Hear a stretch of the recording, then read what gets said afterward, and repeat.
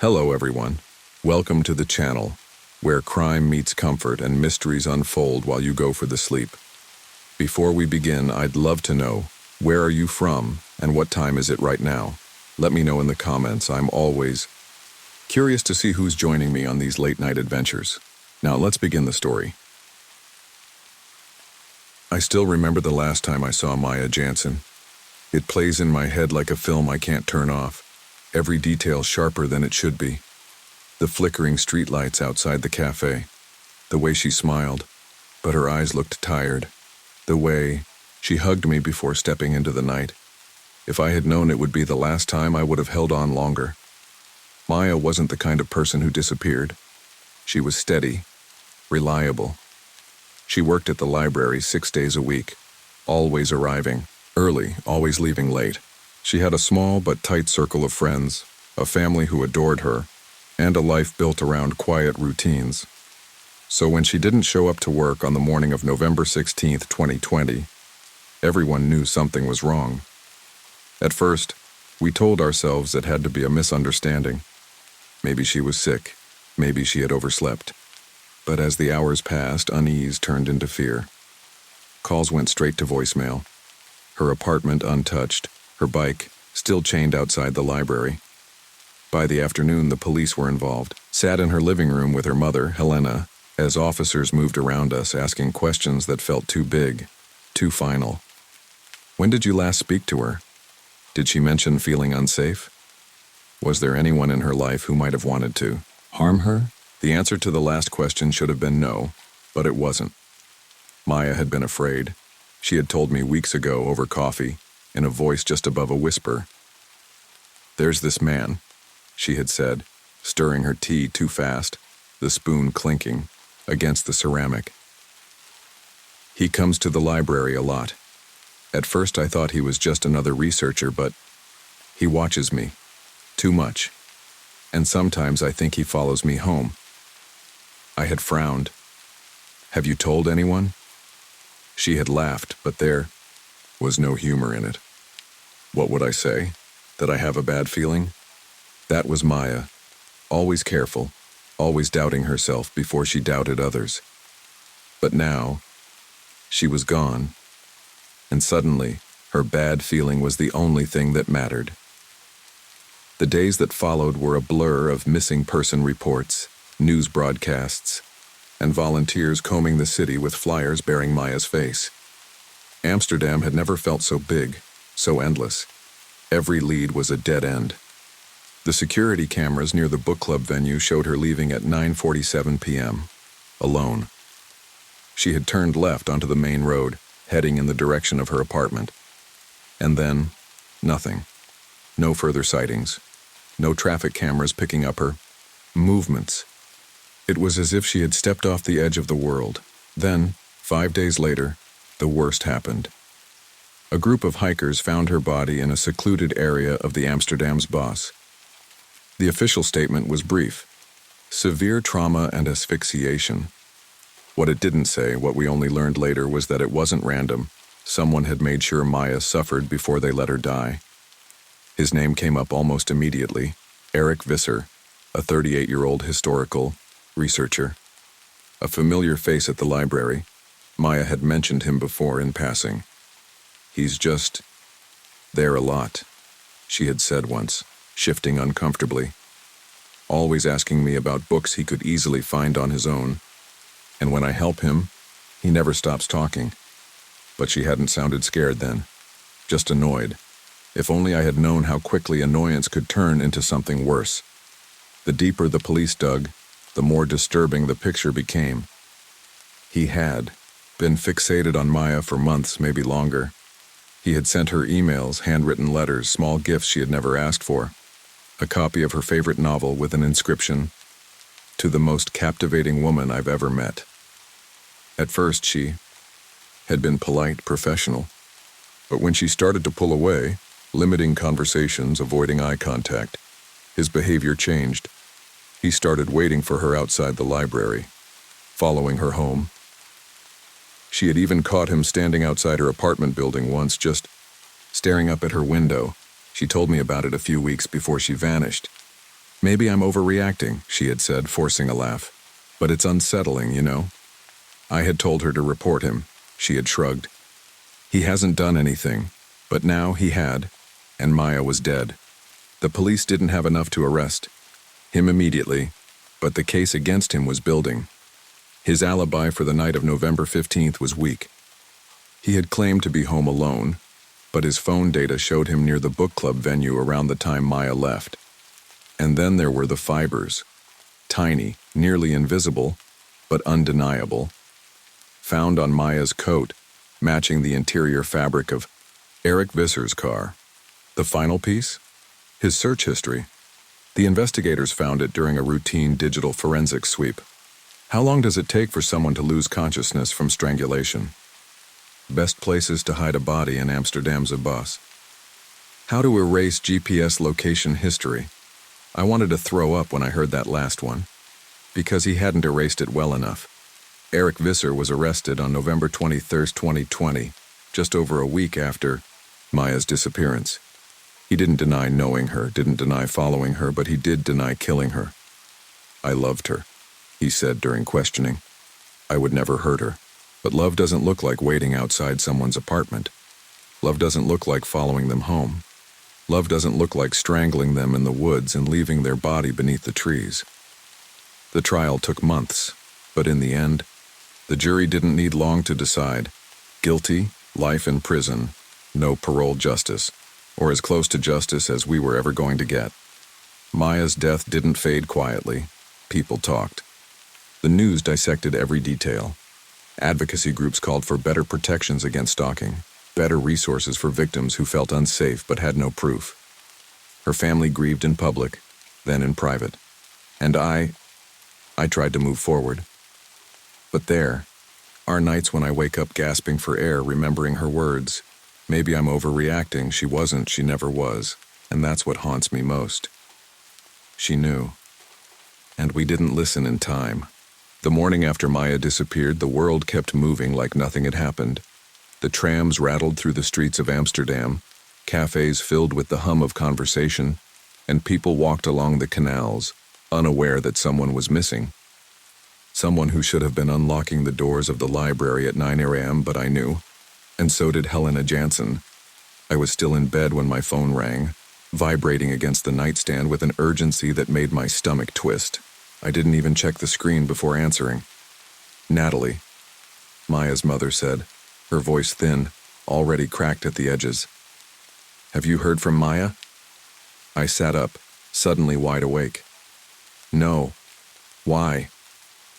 She didn't come to work today. I threw off the blankets, my heartbeat picking up.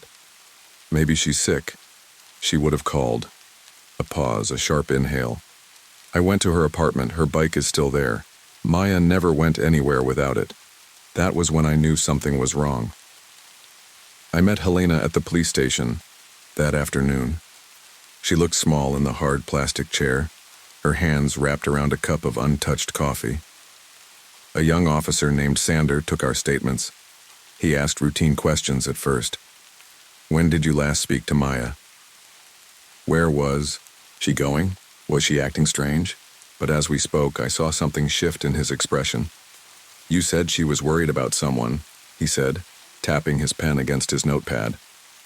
A man from the library. I nodded. Eric Visser. Sander frowned. Did she ever report him? I hesitated. No, that was the problem. There was no police report, no record of Maya ever saying she felt unsafe. No matter how many times she told me, or how many times she tried to shake off the feeling of being watched, she never went to the police. Because what could she say? He hasn't done anything. Not really. Sander sighed, rubbing the back of his neck. We'll look into it. But I could tell he wasn't convinced Maya was in danger. Not yet. She was an adult. She could have left on her own. I wanted to scream. Maya was careful, predictable. She didn't just leave. Something had happened, and I wasn't going to wait for the police to catch up. I went to the book club that evening looking for answers. It was held in a small, independent bookstore, Maya's favorite place outside of the library. The owner, An older man named Gerard recognized me the moment I walked in. I was wondering when someone would come, he said softly, leading me to the back, where the club usually met. The chairs were still arranged in a loose circle, a few leftover teacups sitting on the table. She was here, I said. Not a question. Gerard nodded. She left just after 9:30, alone. Did anyone leave with her? He shook his head. I don't think so. Then he hesitated. But there was a man outside. My pulse jumped. What man? Gerard scratched his chin. I didn't see his face. He was standing across the street near the canal. Didn't come inside. Just watched. I swallowed hard. Did Maya see him? Gerard sighed. She looked uneasy when she walked out, like she felt something. Felt something. Like she had the night she told me about Eric Visser.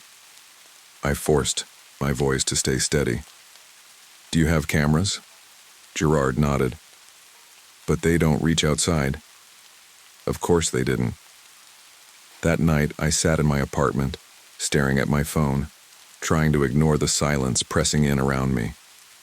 I scrolled through my messages with Maya.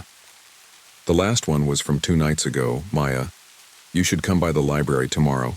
We got a new collection of historical maps. I never replied. I had meant to, but life got in the way. I would never get another message from her. Just as I was about to put my phone down, a thought hit me. Her call log. I pulled up Maya's number and checked our last phone call, 4 days before she vanished. But there was another number beneath mine, an unknown caller. At 10:04 p.m., 15 minutes after she left the book club, I stared at it, a chill creeping up my spine. Who had called her, and why? 5 days later, they found her body. A group of hikers had stumbled across something in the undergrowth of the Amsterdam's Bos, a hand pale against the damp earth. I heard it on the news before the police called me. Her name wasn't confirmed yet, but I already knew. Helena collapsed when they told her. I sat beside her in the police station as Detective Sander explained what they had found. She suffered severe trauma, he said, his voice carefully controlled. And we believe she was strangled. I clenched my fists. Did she fight? Sander nodded. Yes. Good. Maya wouldn't have gone easily.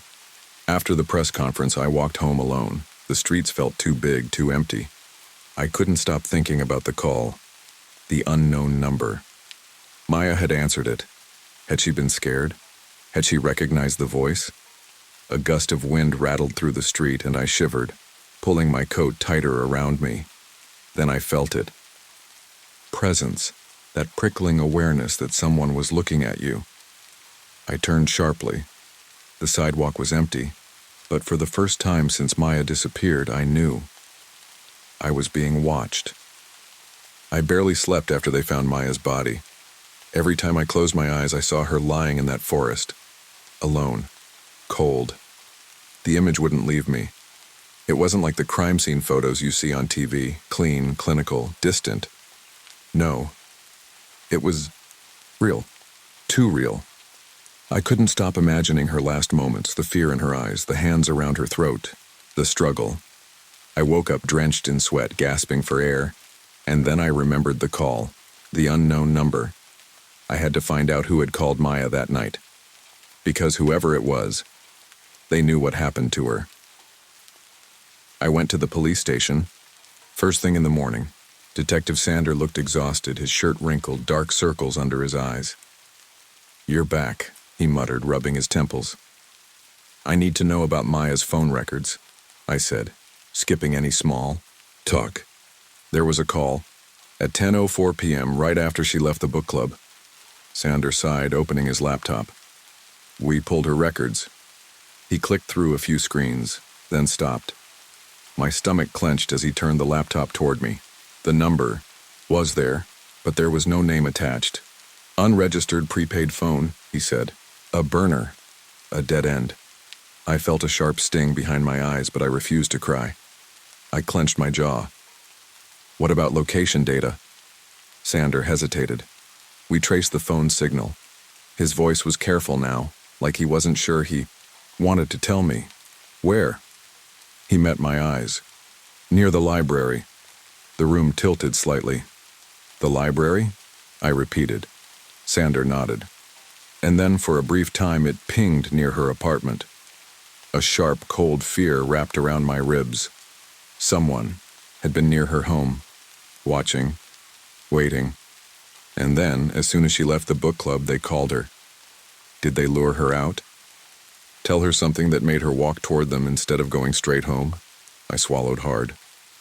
There was only one person I knew who had been obsessed with Maya, who had waited for her outside the library, who had followed her. Eric Fieser. I forced myself to sit still as Sander pulled up a file on his computer. Eric Fieser's file. I stared at the screen. His face was just like I remembered. Sharp features, cold blue eyes, the kind of face that wouldn't stand out in a crowd. He could disappear easily, which is exactly what he had done. Sander leaned back in his chair. We brought him in for questioning. My breath caught. And? He denied everything. Of course he did. He admitted he was interested in Maya, Sander continued, but said he never harmed her, claimed he only wanted to be close to her. My stomach twisted.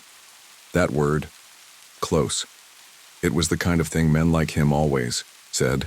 He's lying, I said. Sander's jaw tensed. We think so too, but we need proof. I exhaled slowly. Then we find it. That night I went to Maya's apartment. Helena had given me the key after the funeral. Go whenever you need to, she had whispered, pressing it into my palm. I knew she hadn't been able to step inside since Maya's death. The pain was too much. The place still smelled like her. Books and lavender. I ran my fingers over the shelves, the desk, the blankets on her couch. Everything was frozen in time. A life interrupted. But I wasn't here to mourn. I was here to look.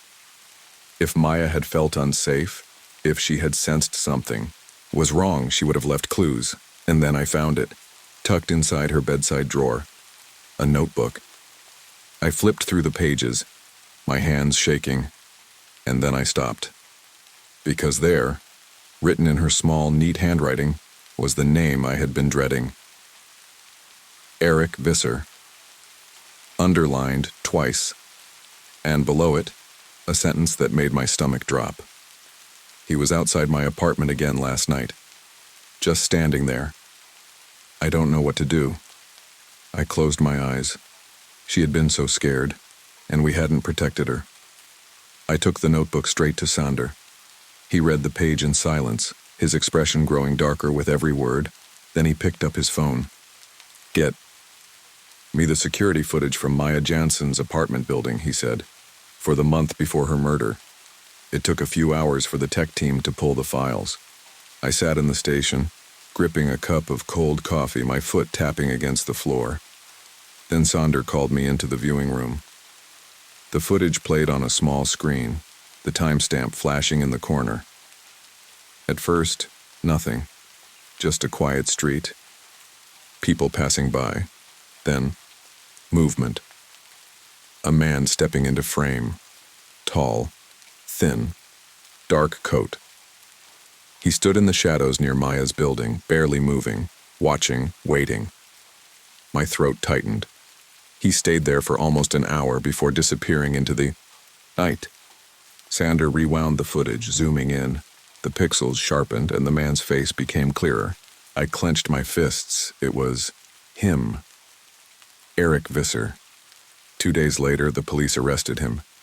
The evidence was piling up. The security footage, Maya's notebook, the call from the burner phone, and then the final piece. Fibers from the seat of Eric's car. They matched the fabric of Maya's coat. He had taken her, driven her to the forest, and killed her. When they brought him into the station, I was there. I saw his face as they led him down the hallway, cuffs around his wrists. And for the first time, he looked afraid. Good. It took hours of interrogation, but in the end, he broke. He told them everything. He had followed her that night, watched her, leave the book club. He had called her from the burner phone, pretending to be a library colleague. Told her he needed to meet her. She had believed him. She had walked toward him, not knowing it would be the last thing she ever did. And when she saw who it really was, when she tried to leave, he grabbed her. He said he just wanted to talk. But when she screamed, when she fought, he lost control. And when it was over, he left her in the woods like she was nothing. Like she hadn't been a person. Like she hadn't been Maya. The trial was quick. The jury didn't take long. Life in prison. No parole. But it wasn't enough. Because Maya was still gone, and nothing could bring her back. I still dream about her. Some nights, I wake up, gasping, convinced I hear her voice. Other nights, I see him instead, standing outside my window, watching. I know he's in prison. I know he can't hurt me. But sometimes when I walk alone at night, I still feel like someone is following me, and I wonder if Maya had felt the same way. If she had known deep down that one day she wouldn't make it home. I used to think justice meant closure, that once Eric Visser was sentenced, once the trial ended and the news cycle moved on, I'd finally be able to breathe again. But justice doesn't bring people back. Maya was still gone, and I was still drowning in the empty space she left behind. Maya's funeral was held on a gray December morning, the kind where the sky felt too heavy, pressing down on the city like it was mourning with us. The church was packed. Friends, family, colleagues, people who had never even met her, but had seen her face on the news. Helena Jansen sat in the front row, her hands clasped so tightly in her lap that her knuckles turned white. She hadn't spoken much since Maya's body was found. When people tried to comfort her, she just nodded, her eyes blank, as if she had already left the world with her daughter. I sat beside her, gripping a crumpled tissue, barely hearing the words spoken at the altar. People talked about Maya's kindness, her love of books, her laughter. But no one talked about how she died, how she must have begged for her life, how she must have been so afraid. The thought made my hands shake. When the service ended, people filtered out in silence, their faces pale, their shoulders hunched against the cold. I stayed behind. Helena sat next to me, staring at the floor. She knew. She whispered finally. I turned to her. What? Helena's eyes were red-rimmed, her voice hollow. She knew he was going to kill her. I swallowed hard. Helena. She wrote it down. She reached into her purse and pulled out a folded piece of paper. I hesitated before taking it. It was from Maya's notebook, the same notebook I had found in her apartment. Only this page had been ripped out. If something happens to me, it's him. There was no name, but we both knew who she meant. Eric Visser. He had been circling her like a vulture for months, waiting for his moment. And Maya had known deep down that one day he would take it. I clenched my jaw. She tried to tell us. Helena nodded, staring at the church floor, and no one listened. 2 weeks after the funeral, Helena asked me to help pack up Maya's apartment. I didn't want to go. The thought of stepping inside, of touching her things, of feeling the weight of everything she left behind, it felt unbearable, but I owed it to her. I owed her so much more than that. The apartment was exactly as she had left it. Books stacked on the coffee table, a half-full cup of tea in the sink, her scarf still draped over the chair by the door. For a moment, it felt like she could walk in at any second, like she'd just been out running errands and would be back, soon, smiling, telling me about some obscure historical text she had found.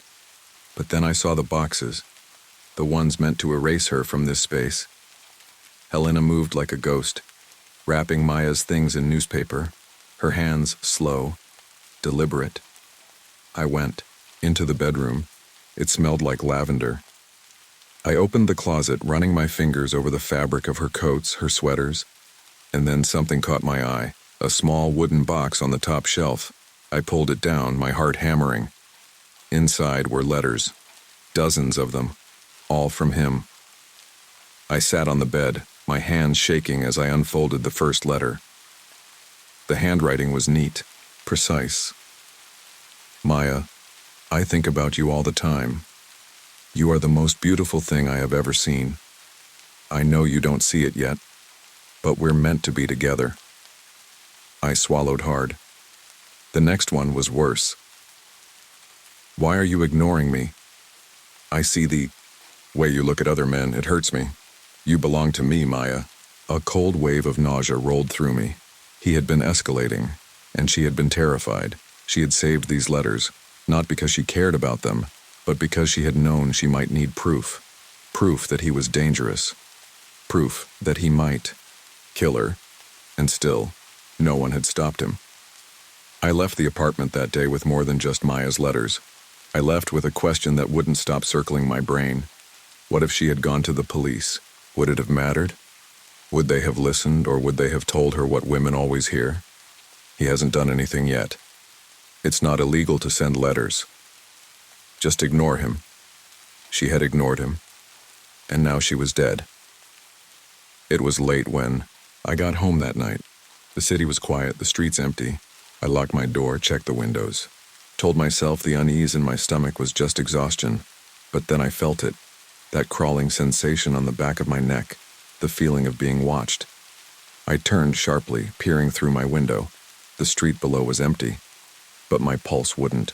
Slow, I stepped back, trying to shake it off. Then, a soft knock. I froze. Not my door, my window.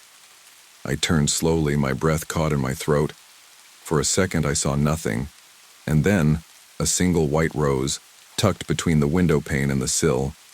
My blood turned to ice, because Eric Visser was in prison. So who had left it? I stared at the white rose on my windowsill, my breath frozen in my throat. It wasn't possible. Eric Visser was locked away.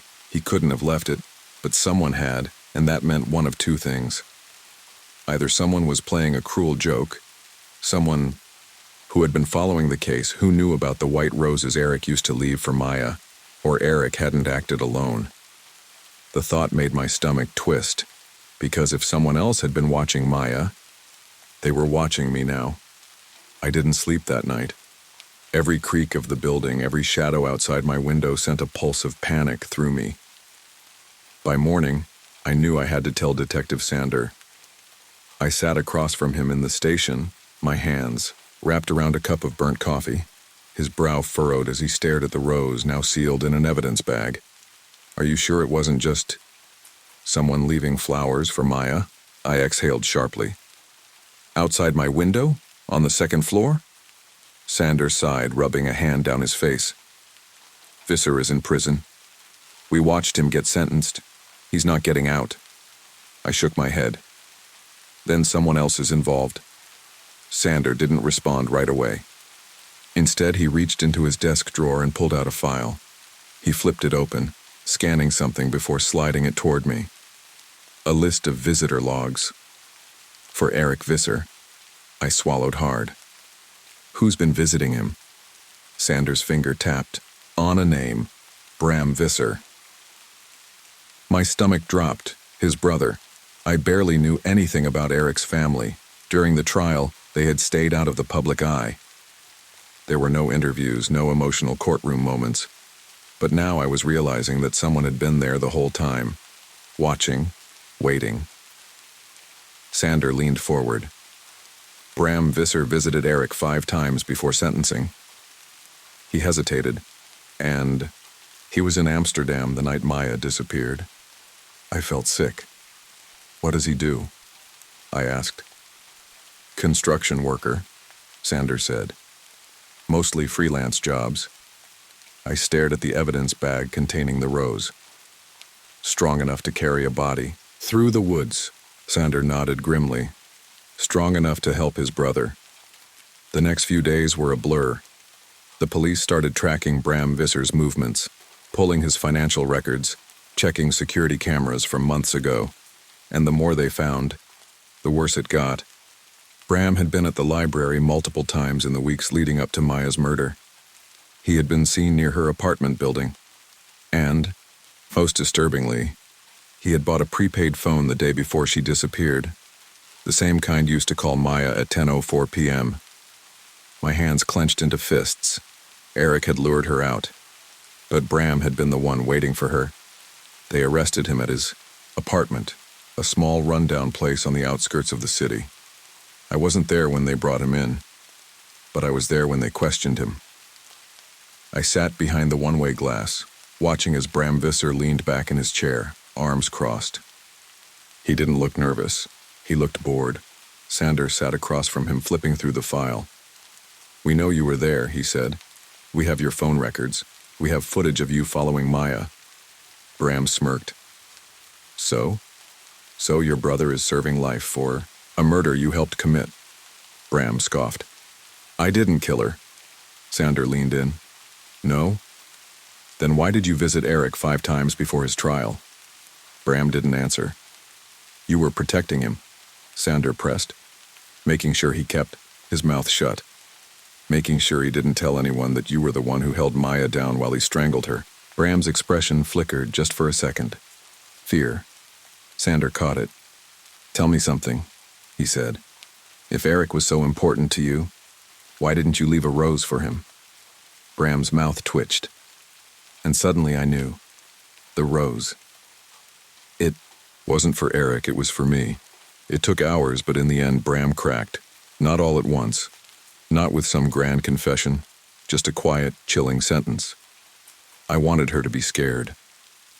The room went silent. Sanders stared at him. "You wanted her to be scared?" Bram leaned forward, a smirk curling at his lips. "She ignored him for months," he said. "Kept pretending like he wasn't there. Like she was better than him." He tilted his head. "She deserved to be afraid." A sick feeling crawled through my stomach. This wasn't about love. It was about control. Eric had wanted Maya. Bram had wanted to punish her. And when she fought back, they killed her for it. Bram was charged with conspiracy to commit murder, obstruction of justice, and aiding in Maya's death. He was sentenced to 25 years, less than Eric, less than he deserved, but it was enough. Maya had fought back, and now, so had we. Weeks later, I stood outside Maya's apartment for the last time. Helena had finally decided to sell it. She couldn't keep walking past the empty rooms, the books Maya would never read again. I stepped inside one last time, running my fingers over the door frame. The bookshelves. The air still smelled like lavender. I turned to leave. And then I noticed something. The bedroom door. It was open. I frowned. I was sure I had closed it the last time I was here. Slowly, I stepped inside. The room was empty. Nothing disturbed. Nothing missing. But on the nightstand, a single white petal. My breath caught in my throat. Had I left it there? Had Helena or had someone else been here? I forced myself to breathe. Bram and Eric were both in prison. The case was closed. Wasn't... I turned, shutting the door behind me, locking it just in case.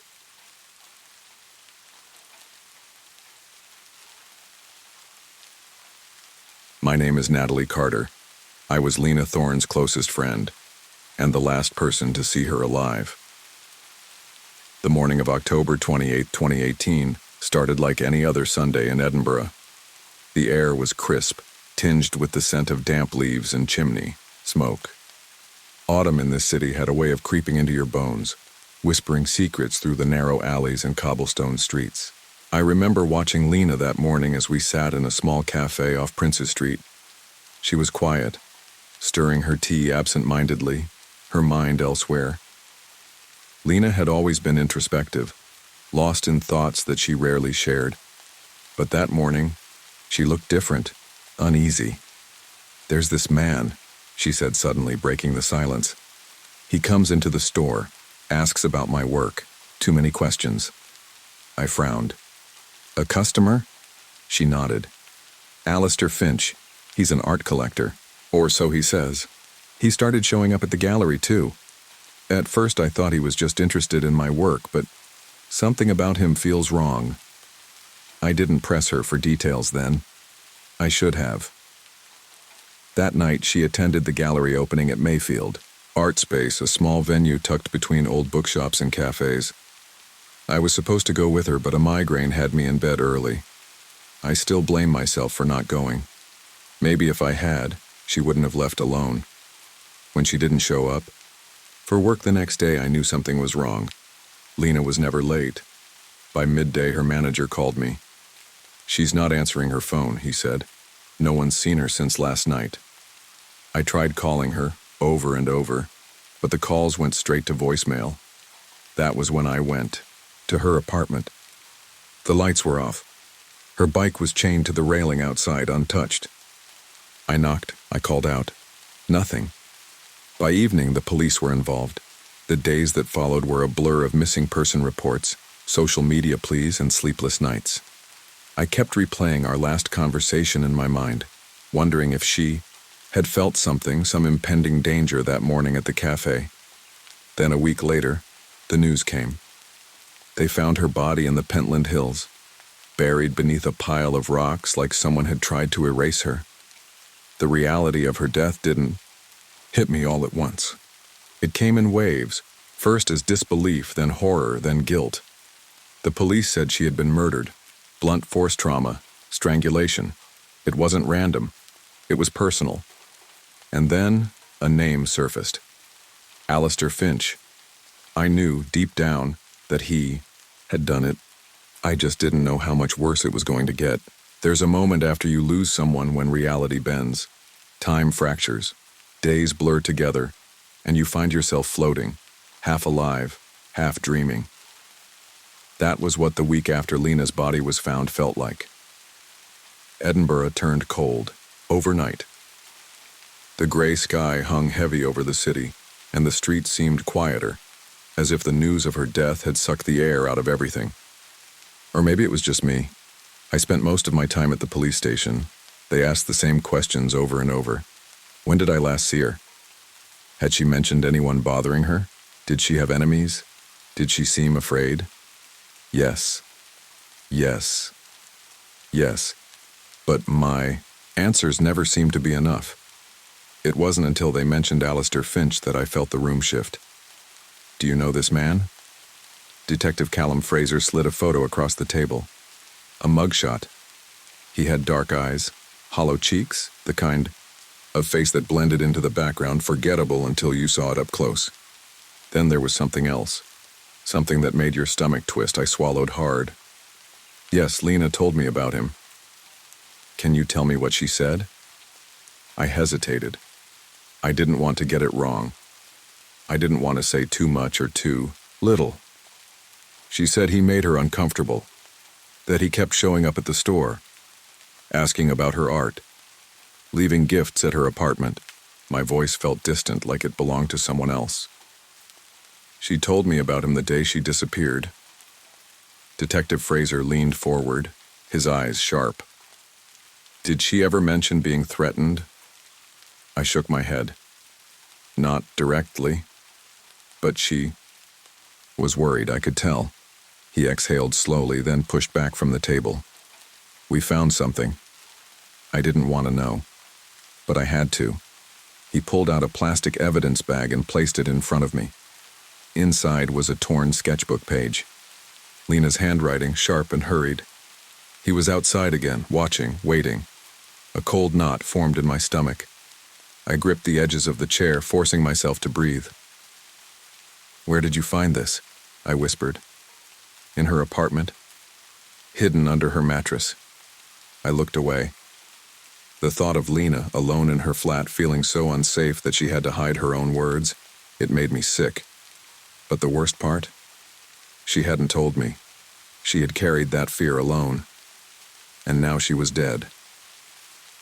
The moment his name went public, everything spiraled.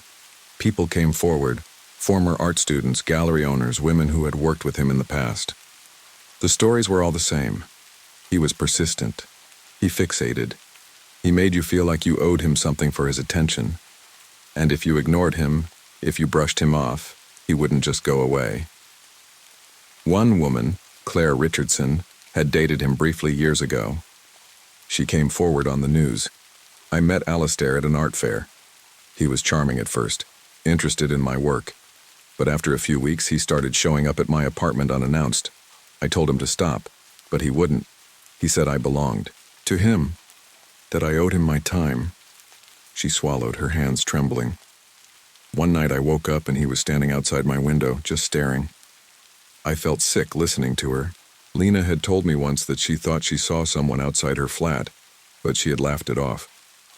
Probably some drunk guy mistaking my place for his, she had said. But what if it had been him? What if he had been watching her for months?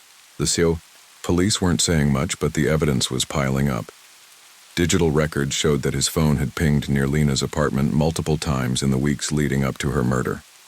Traces of his DNA were found on her scarf, which had been recovered near the crime scene. He had no alibi for the night she disappeared, and then there was his car. Surveillance footage from a petrol station outside the Pentland Hills showed his black Audi passing through at 10:47 p.m. on the night of October 28th. The timestamp was damning. Lena had last been seen leaving the gallery at 9:30. There was no doubt. He had taken her. But the question that haunted me, why? Lena's funeral was held at a small church on the edge of town, the kind of place she would have liked. Quiet, unassuming, full of old wooden pews and stained glass windows that cast fractured light across the stone floor.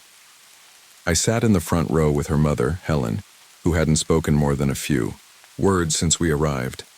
Her hands were ice-cold, clenched tightly in her lap. People took turns speaking about Lena's art, her kindness, her gentle spirit. They used words like tragic and senseless and gone too soon. I couldn't speak, because all I could think about was how scared she must have been, how she must have fought, how she had died alone in the dark, knowing no one was coming to save her. And that thought was unbearable. After the service, people lingered, offering condolences that felt empty. I stepped outside, needing air, needing space. And that was when I saw him. A man standing by the cemetery gates, watching. Tall, unfamiliar, his hands in his pockets, head tilted slightly like he was studying something, or someone. I turned to call for Detective Fraser, but when I looked back, he was gone. I told myself it was nothing, that it was just my mind playing tricks on me. But deep down, I wasn't so sure. Because the last time Lena had said she felt watched, she ended up dead. And suddenly I couldn't shake the feeling that I was next. Grief changes you. It seeps into your bones, slows your movements, makes the air feel heavier. After Lena's funeral, I felt like I was walking through water, everything muted and slow. But beneath the grief, beneath the exhaustion, was something worse, my fear. That man at the cemetery, tall, unfamiliar, watching. I told myself it was nothing. I was exhausted. My mind was playing tricks on me. But as I lay awake that night staring at the ceiling of my flat, I couldn't shake the feeling that something was wrong. Was it really over? Alistair Finch was in police custody. The evidence against him was overwhelming. He was going to prison for the rest of his life. So why did I feel like someone was still watching? I thought about calling Detective Fraser, telling him what I saw. But what would I even say? A man looked at me? He'd think I was being paranoid. Hell, maybe I was. So I did nothing, and that was my first mistake. The next morning, I walked to the art supply store where Lena used to work. I hadn't been there since she disappeared, but something inside me needed to go. Maybe it was a way of feeling close to her. Maybe I just wanted to see if her absence left a visible hole in the world. As I stepped inside, the familiar smell of paper, ink, and clay filled my lungs. The place was quiet. Too quiet. Rachel, one of Lena's co-workers, looked up from the counter, her eyes widening. "Nat," she breathed. "I didn't think you'd... I just wanted to stop by," I said quickly. She hesitated, then nodded. Yeah, of course. She fidgeted with a stack of sketchbooks, avoiding my eyes. I could tell she wanted to say something, but she didn't know how, so I saved her from it. Did he come in a lot? I asked. Rachel didn't need me to explain who he was. She exhaled, rubbing her temples. More than we told the police, almost every day near closing. He never really bought anything, just hung around, watching her. She swallowed hard. She hated it, but she never wanted to make a scene. Typical Lena. Always trying to keep the peace. I ran my fingers over a row of paintbrushes, pretending to be calm. Did he ever say anything weird? Rachel hesitated. Then she reached under the counter and pulled out a folded piece of paper. We found this in the stockroom, she said. After she disappeared, I unfolded it. It wasn't a letter. It was a sketch, a drawing of Lena, done in fine, meticulous detail. Her face, her hands, even the loose strands of hair that always slipped from her bun, and beneath it, in small, precise handwriting. Perfect. Just like porcelain. The room tilted slightly. Rachel's voice sounded far away. He left. Other things too, flowers, notes, but this felt different. Like he was trying to. She didn't need to finish. I knew exactly what it meant. Because that was the word Lena had used to describe how she felt around him, like porcelain, fragile, breakable, and now she was gone. That night, I double-checked. My locks. I didn't usually. I lived in a safe part of town and I had never been the paranoid type. But something about that sketch had gotten under my skin. I made tea, curled up on the couch and tried to watch a show. Something light, something distracting. But every time I closed my eyes, I saw Lena's face. Her last words to me. There's this man. Something about him feels wrong. At some point, I must have dozed off. I woke up to a knock at the door. Not the buzzer. Not the sound of my neighbor's door. My door. I froze. It was past midnight. Who the hell would be at my door at this hour? My first thought was Detective Fraser. Maybe they had new information about the case. Maybe they wanted to ask more questions. But something felt off. The knock came again. Soft. Too soft. Not the impatient rap of a delivery driver. Not the confident knock of a police officer. This was different. Measured. Almost hesitant. My heart pounded as I crept toward the door. My flat was small, a one-bedroom on the second floor of a quiet street. I didn't have a peephole, but I could see the shadow of someone standing on the other side. I swallowed hard. Who is it? Silence. My throat tightened. I took a shaky step back. If you don't tell me who you are, I'm calling the police. More silence. Then, after a long moment, footsteps. Fading. Slow. Unhurried. Whoever it was, they were leaving. I waited until I couldn't hear them anymore, then rushed to the window.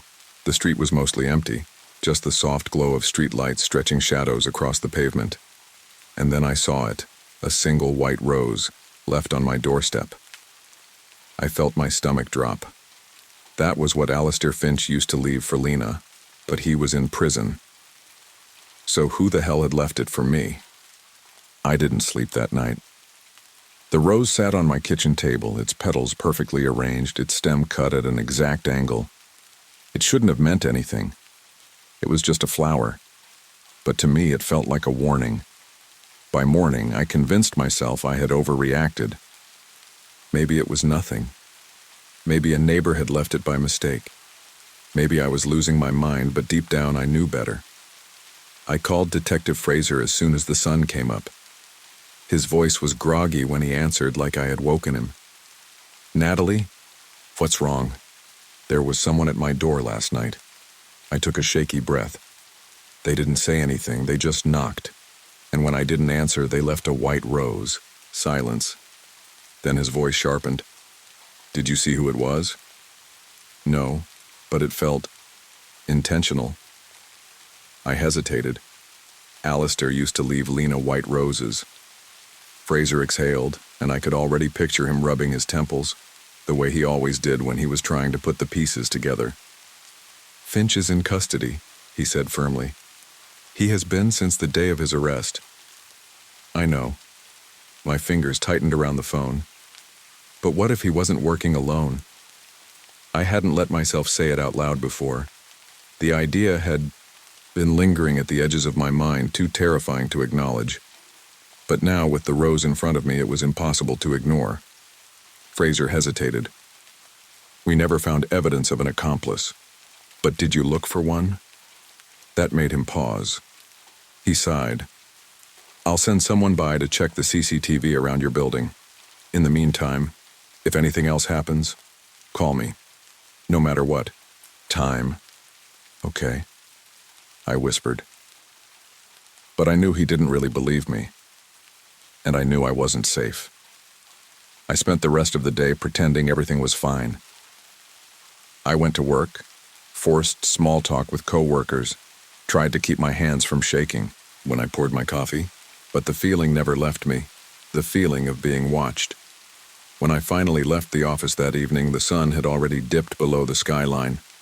The streets were busy, filled with the usual mix of students, tourists, and late-night workers.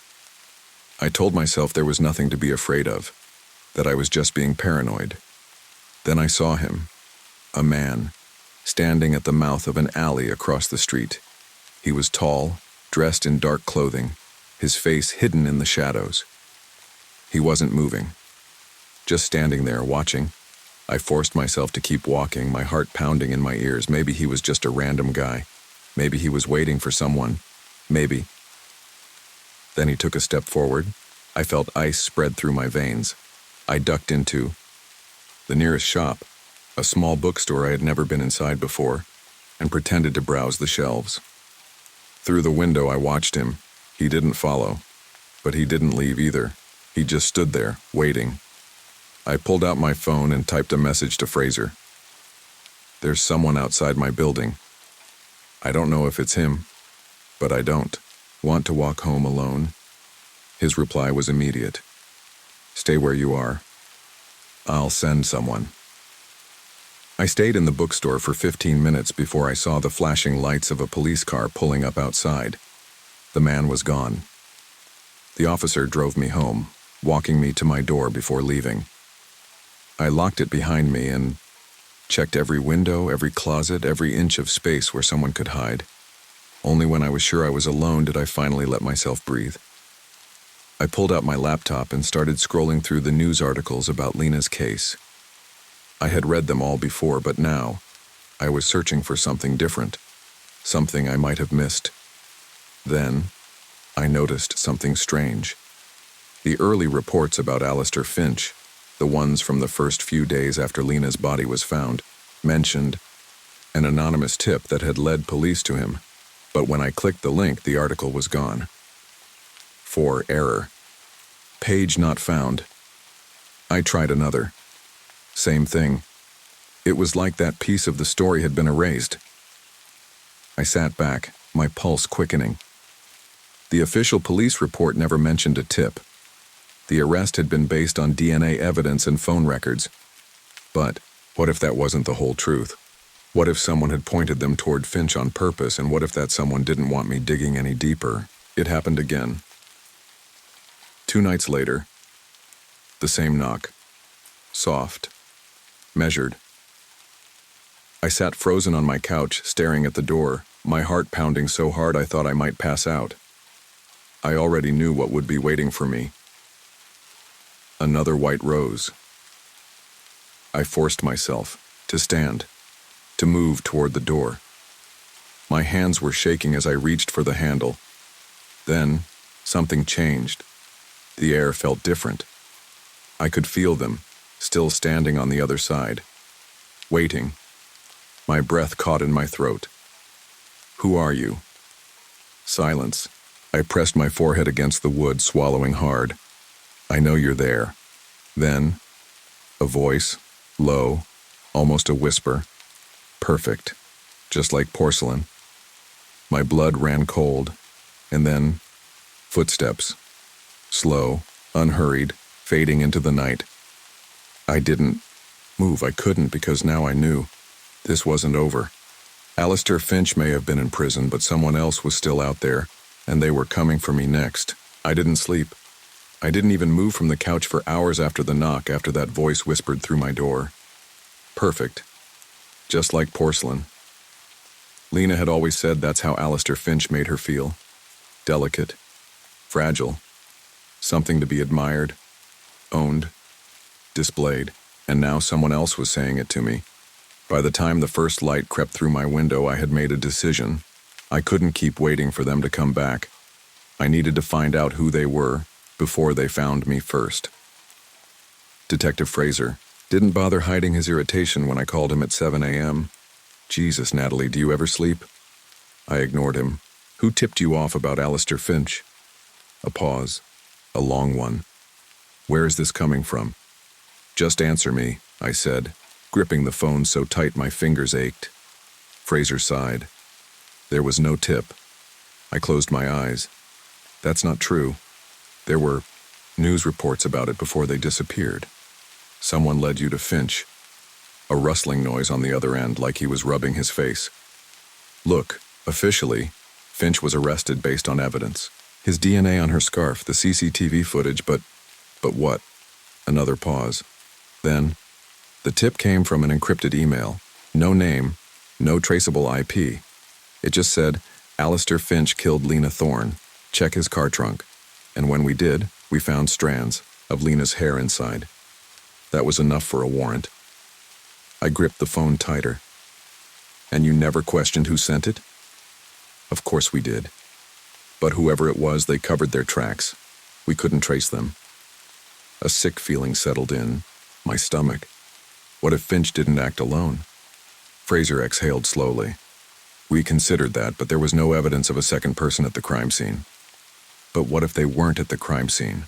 What if they just pointed you in the right direction? Made sure you arrested Finch while they stayed in the shadows? Fraser didn't answer right away. When he did, his voice was different. Quieter. Are you saying you think Lena's killer is still out there? I thought about the white roses. The knocks at my door, the voice in the dark. I don't think it, I whispered. I know it. I spent the next few hours digging through every scrap of information I could find on Alistair Finch. Past news articles, art gallery records, witness statements. Then I found it. A photo from a gallery event a year before Lena's murder. Alistair Finch stood at the center of the frame holding a wine glass, his usual hollow-eyed stare fixed on something off camera. Beside him stood another man. He was taller, thinner, with neatly combed hair and a faint smile.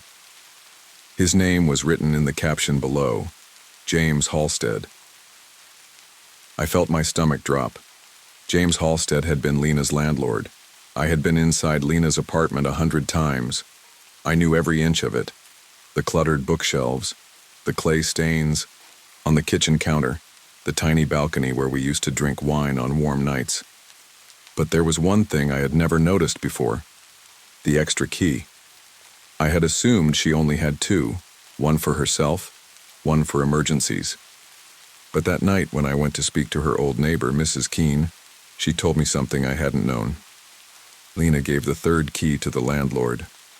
My heart skipped a beat. James Halstead? She nodded. He said it was in case of maintenance, emergencies. But she started getting uneasy about it, said she felt like someone had been inside when she wasn't home. My skin went cold. Lena had told me she thought someone had been in her apartment. I had laughed it off. Maybe you just forgot you left the lights on. Maybe you misplaced the book. But what if she hadn't? What if James Halstead had been inside watching her? What if he had been inside right now, watching me? I didn't call Fraser. Not yet. If I was wrong, I needed proof. So I did something stupid. I went to James Halstead's house. It was a quiet place, tucked between two taller buildings, the kind of home you'd never look at twice. I walked up the steps, heart hammering, and knocked. No answer. I knocked again. Still nothing. I reached for the handle, half expecting it to be locked. It wasn't. The door swung open, and I stepped inside. The air smelled wrong, stale like old coffee and something metallic. I moved carefully through the house, my breath shallow. The living room was neat, too neat. Not a speck of dust, not a cushion out of place. Then I saw the door at the end of the hall, slightly ajar. Pushed it open and nearly vomited. The walls were covered in photographs. Lena's face, again and again. Some from her gallery events, some from outside her apartment, some from inside. And then, the most recent photo. Pinned to the center of the wall, a picture of me. Taken last night, right outside my flat. A floorboard creaked behind me. I turned. James Halstead stood in the doorway, smiling. The next moments blurred together. A struggle, his hands around my throat, my knee slamming into his ribs. The panic, the pure animal instinct, the fight to survive. Then, a voice. Get away from her. Fraser. The gunshot was deafening in the small space. Halstead staggered back, his face frozen in shock before he collapsed. I gasped for air, my hands shaking as I touched my throat. Fraser knelt beside me. Jesus, Natalie. His voice was tight, angry, but beneath it I heard something else. Relief. James. Halstead had been watching Lena for years. He met Alistair Finch at an art event and saw in him a perfect scapegoat. He fed Finch's obsession, encouraged him, manipulated him. Then when Lena was dead, he tipped off the police. He wanted them to catch Finch, because while Finch thought he was in control, Halstead was always the real monster in the dark, and when I started asking questions, he turned his attention to me. But now it was over. Halstead was dead. Finch was rotting in prison. And Lena was finally at peace. Weeks later, I stood at her grave, a white rose in my hands, not as a warning, but as a goodbye. I'm sorry, I whispered. I should have listened sooner. The wind carried my words away, but in my heart I knew she heard me, and I knew I would never feel safe again.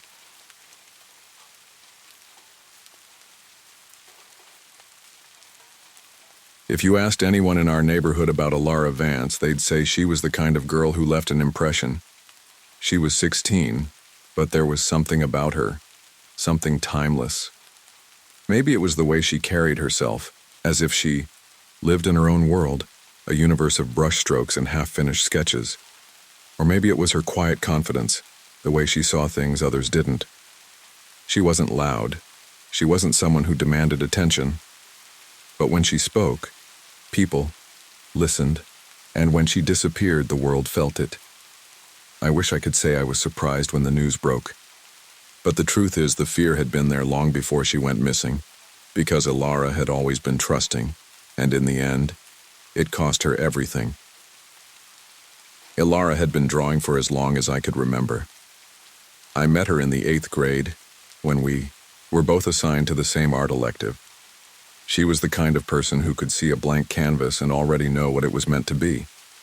While the rest of us struggled with perspective and shading, she moved through it effortlessly, as if she had lived 100 lifetimes in color. She sketched people, mostly, strangers on the bus, kids on the playground, the barista who made her tea on Saturday mornings. Faces tell stories, she told me once, tapping the end of her pencil against her sketchbook. Even the ones that don't speak. I didn't understand what she meant then. I do now. She was always looking, always studying, always searching for something in people's expressions, and yet she never saw the danger coming. Alara wasn't just an artist. She was an online artist. She had thousands of followers on her art account, where she posted everything, from watercolors to digital paintings. She ran live streams where she talked about her process, and she loved nothing more than collaborating with other artists. The internet was her escape, a place where she could be just Alara, without the awkwardness of high school, without the pressure of real-world expectations. But the thing about the internet is that it's a door, and Alara left it wide open. It started small, late-night messages, Conversations about art and technique. An online friendship that seemed harmless, maybe even inspiring.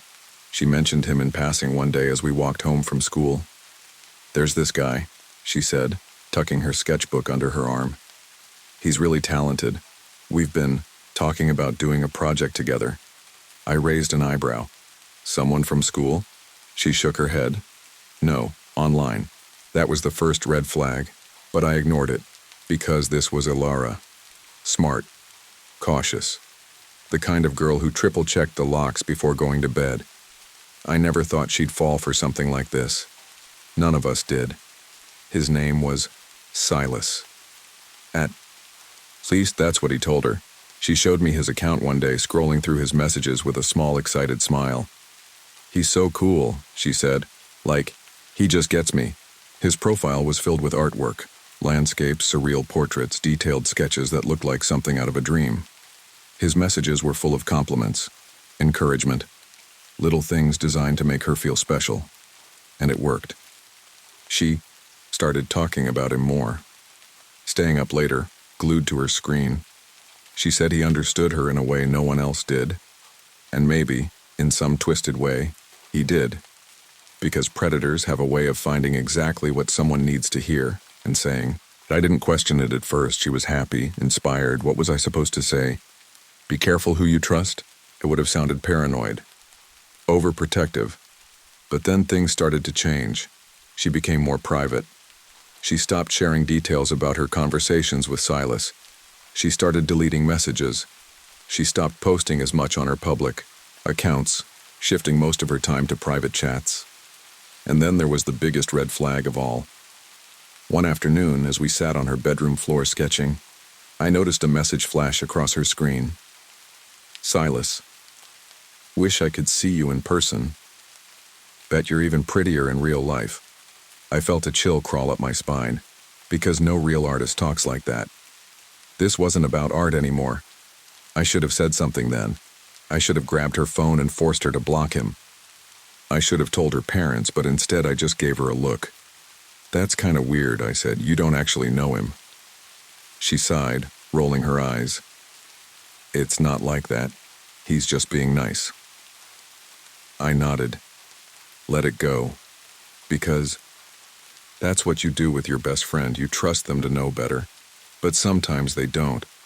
The last time I saw Ilara before she disappeared, everything felt normal. She met me at our usual cafe, a little corner spot where we used to sit for hours, sketching and talking about life. She had a new sketchbook with her. "I'm working on something special," she said, flipping through pages of half-finished drawings. "What is it?" She hesitated, biting her lip. Then she shrugged. "Just an idea." She didn't tell me that she had already made plans to meet him. She didn't tell me that she had already bought a bus ticket to a town just outside the city. She didn't tell me that by the time we said goodbye that day, she had already made a fatal mistake. July 10th, 2023. Ilara told her parents she was meeting friends. She packed a small bag, took her sketchbook, and then she left. She never came home. That night, when she didn't respond to texts, I figured she was busy. When she didn't show up for our online art session, I got annoyed. When she didn't answer my calls, I got scared. By the next morning, her parents had called the police. By that evening, her face was all over the news, and I was left staring at my phone, scrolling through our last messages, trying to understand how I had missed the signs, how I had let this happen. Because Ilara wasn't reckless. She wasn't stupid. So how had someone convinced her to walk straight into a nightmare? And why hadn't I stopped her? The search for Ilara lasted 2 days. Her body was found in the early morning hours of July 12th, deep in the woods outside a small town. Cause of death, exposure and trauma. The news said she had fought. That much was clear. She had tried to escape, but it hadn't been enough. And as I sat in my room staring at the last drawing she had given me, a single thought looped in my mind. How many times had she second-guessed herself?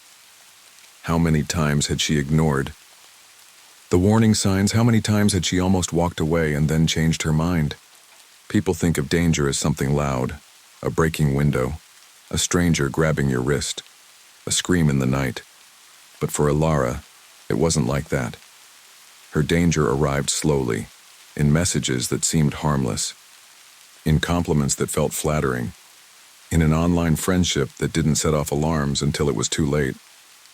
Looking back, I wonder how many times she hesitated, how many moments there were when she could have stopped. But that's the thing about manipulation. You never realize you're in too deep until you're drowning. Ilara met him in February 2023. She had just posted a new painting, a surreal portrait of a girl with empty eyes, her face blending into a storm. It was one of her best pieces, the kind that got hundreds of likes and comments. Buried among them was a reply from a user named Into Silas Artistry. "This is incredible. The emotion in your work is unreal. You have something special." He wasn't the only one who commented. But he was the one she noticed because his profile wasn't empty. It was filled with art. Silas had what every artist admired: talent. His account was full of intricate charcoal sketches and dreamlike watercolor landscapes. His captions were poetic, his words carefully chosen, and most importantly, he seemed to understand her. He messaged her a few days later. Just something simple. "I can't get your painting out of my head. What was your inspiration?" She told me about it the next day. "There's this artist," she said as we walked to class. "He messaged me about my work." I raised an eyebrow. "A fan?" She rolled her eyes. "He's an artist too. He just gets it, you know." I didn't think much of it. Why would I? She had artist friends all over the world. She had met them through online forums, through Discord groups, through collaboration projects. This was just another connection, right? At first, they just talked about art. She showed me their messages sometimes, scrolling through long conversations about technique and color theory. But slowly, subtly, things changed. His questions became more personal. "Do you ever feel like no one really understands you?" "I feel like you see the world differently, just like me. I wish I had met you sooner." Each message chipped away at something inside her. She started talking to him more, staying up later, checking her phone constantly, waiting for his name to appear.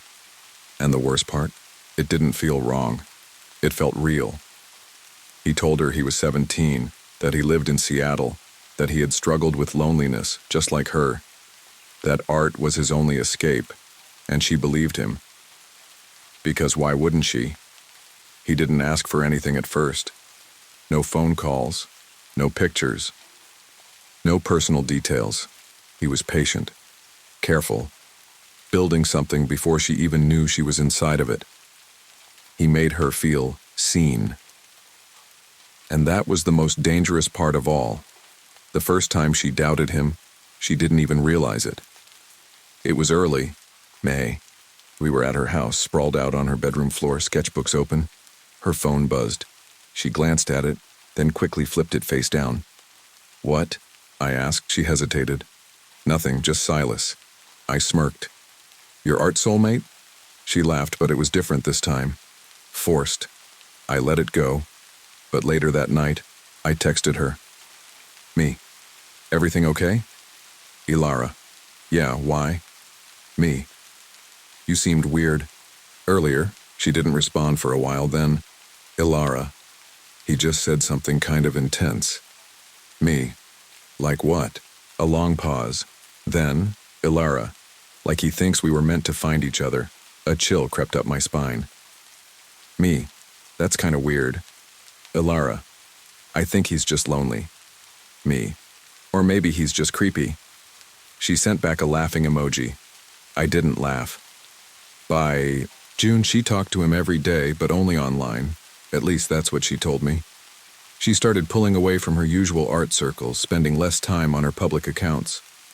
"It's too much drama," she said when I asked. "People are exhausting." But she wasn't pulling away from everyone. Just the people who might have seen the red flags. The people who might have told her to run.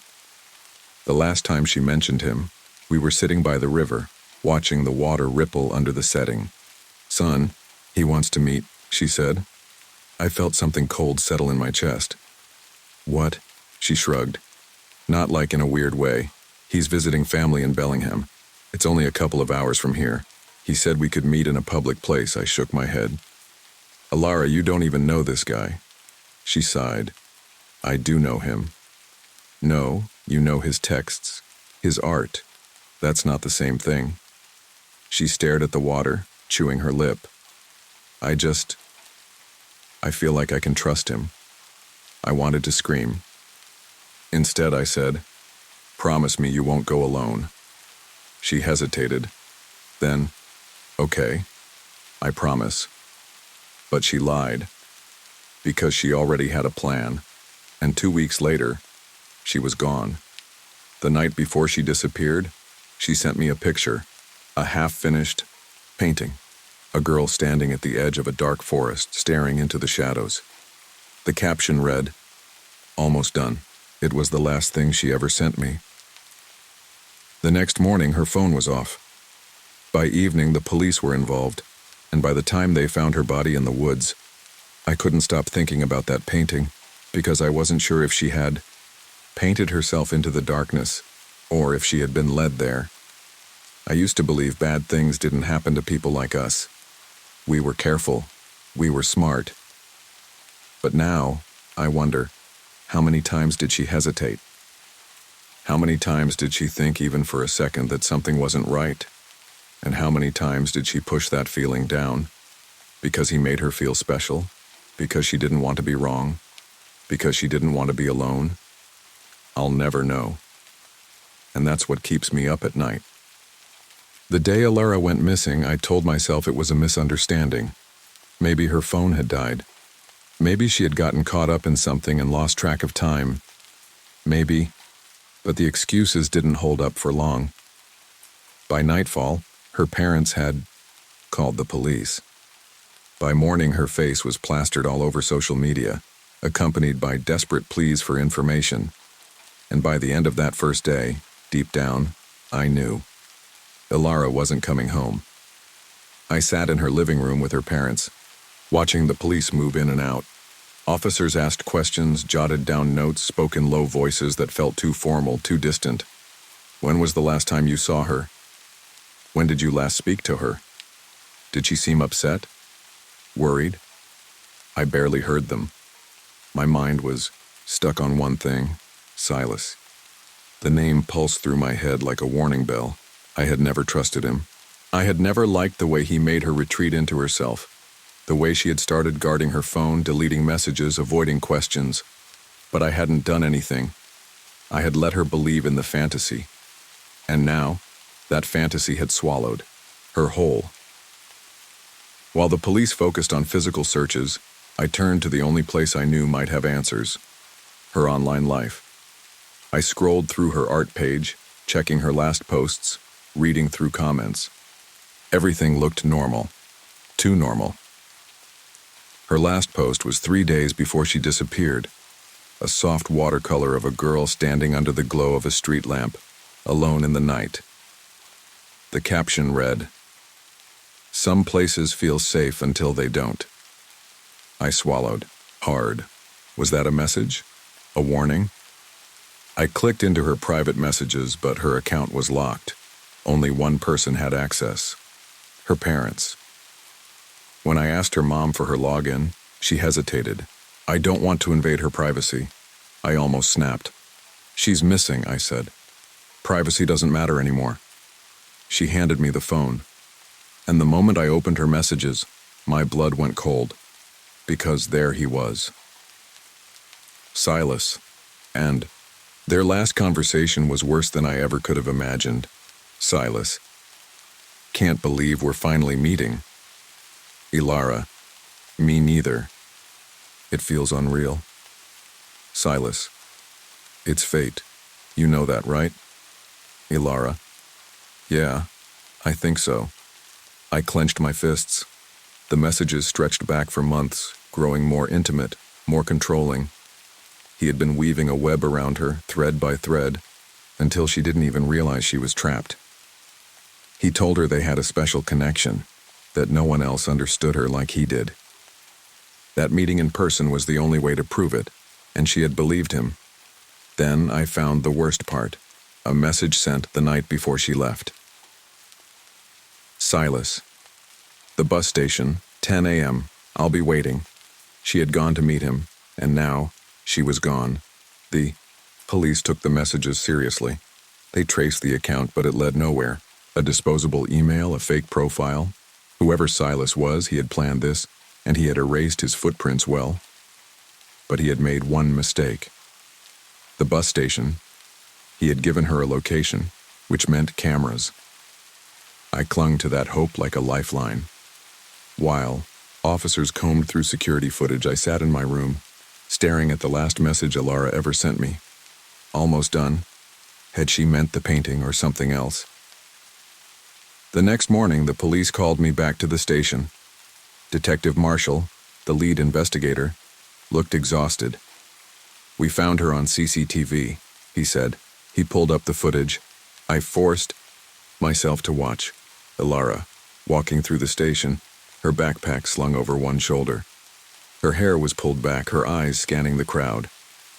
She looked calm. She thought she was meeting a friend. Then another figure entered the frame. A man. Tall. Thin. A baseball cap pulled low over his face.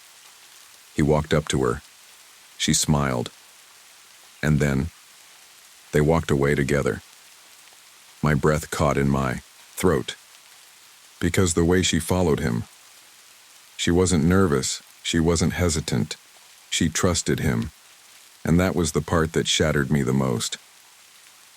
By the time they tracked the man's movements, it was too late.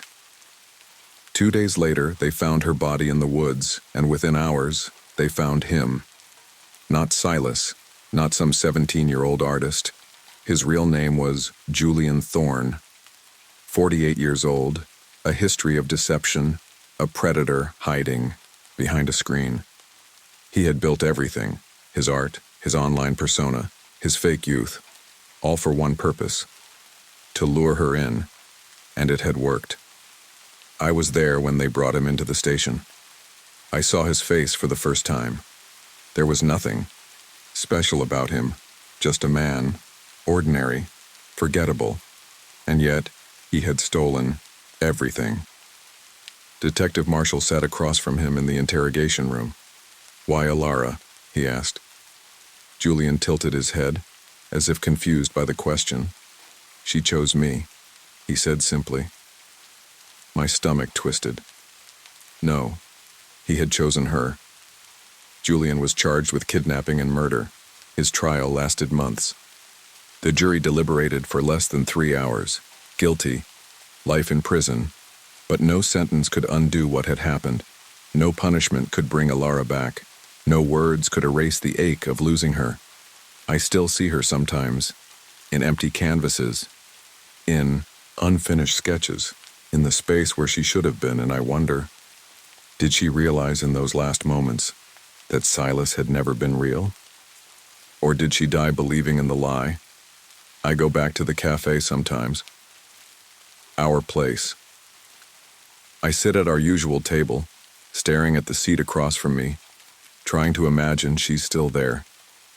I think about that painting, the last one she ever made. The girl, at the edge of the forest, staring into the dark.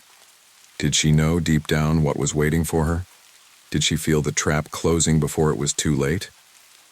I'll never know. But one thing is certain. She never should have gone alone. And she never should have trusted him. Because monsters don't always come in the dark.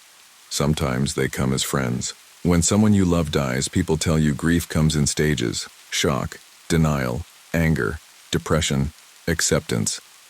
Like it's some neat little checklist you can work through, one step at a time. But that's not how it works.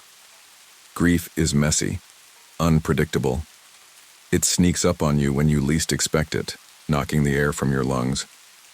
And losing Alara wasn't just grief. It was something else. Something darker. Because she hadn't died in an accident. She hadn't been sick. She had been taken. By someone who had spent months shaping himself into exactly what she needed, and none of us had seen it coming. Ilara's death wasn't just a tragedy, it was news. A 16-year-old girl lured to her death by an online predator? It was the kind of story that spread like wildfire.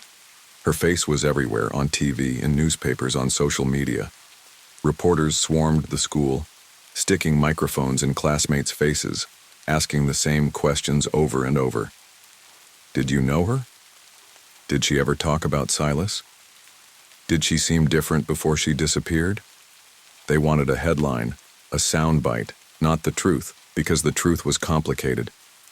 The truth was that Ilara wasn't reckless. She wasn't stupid. She was just a girl who trusted the wrong person, and for that, people blamed her. At first, I tried not to look, but I couldn't help it. The internet had latched onto Ilara's story like vultures, tearing it apart piece by piece. She should have known better. What kind of parents let their kid meet a stranger? Why would she believe some random guy online? The worst ones made jokes, because that's what people do when they don't want to think too hard about something. They laugh. Because if they laugh, they don't have to admit that it could have been their sister, their best friend, them.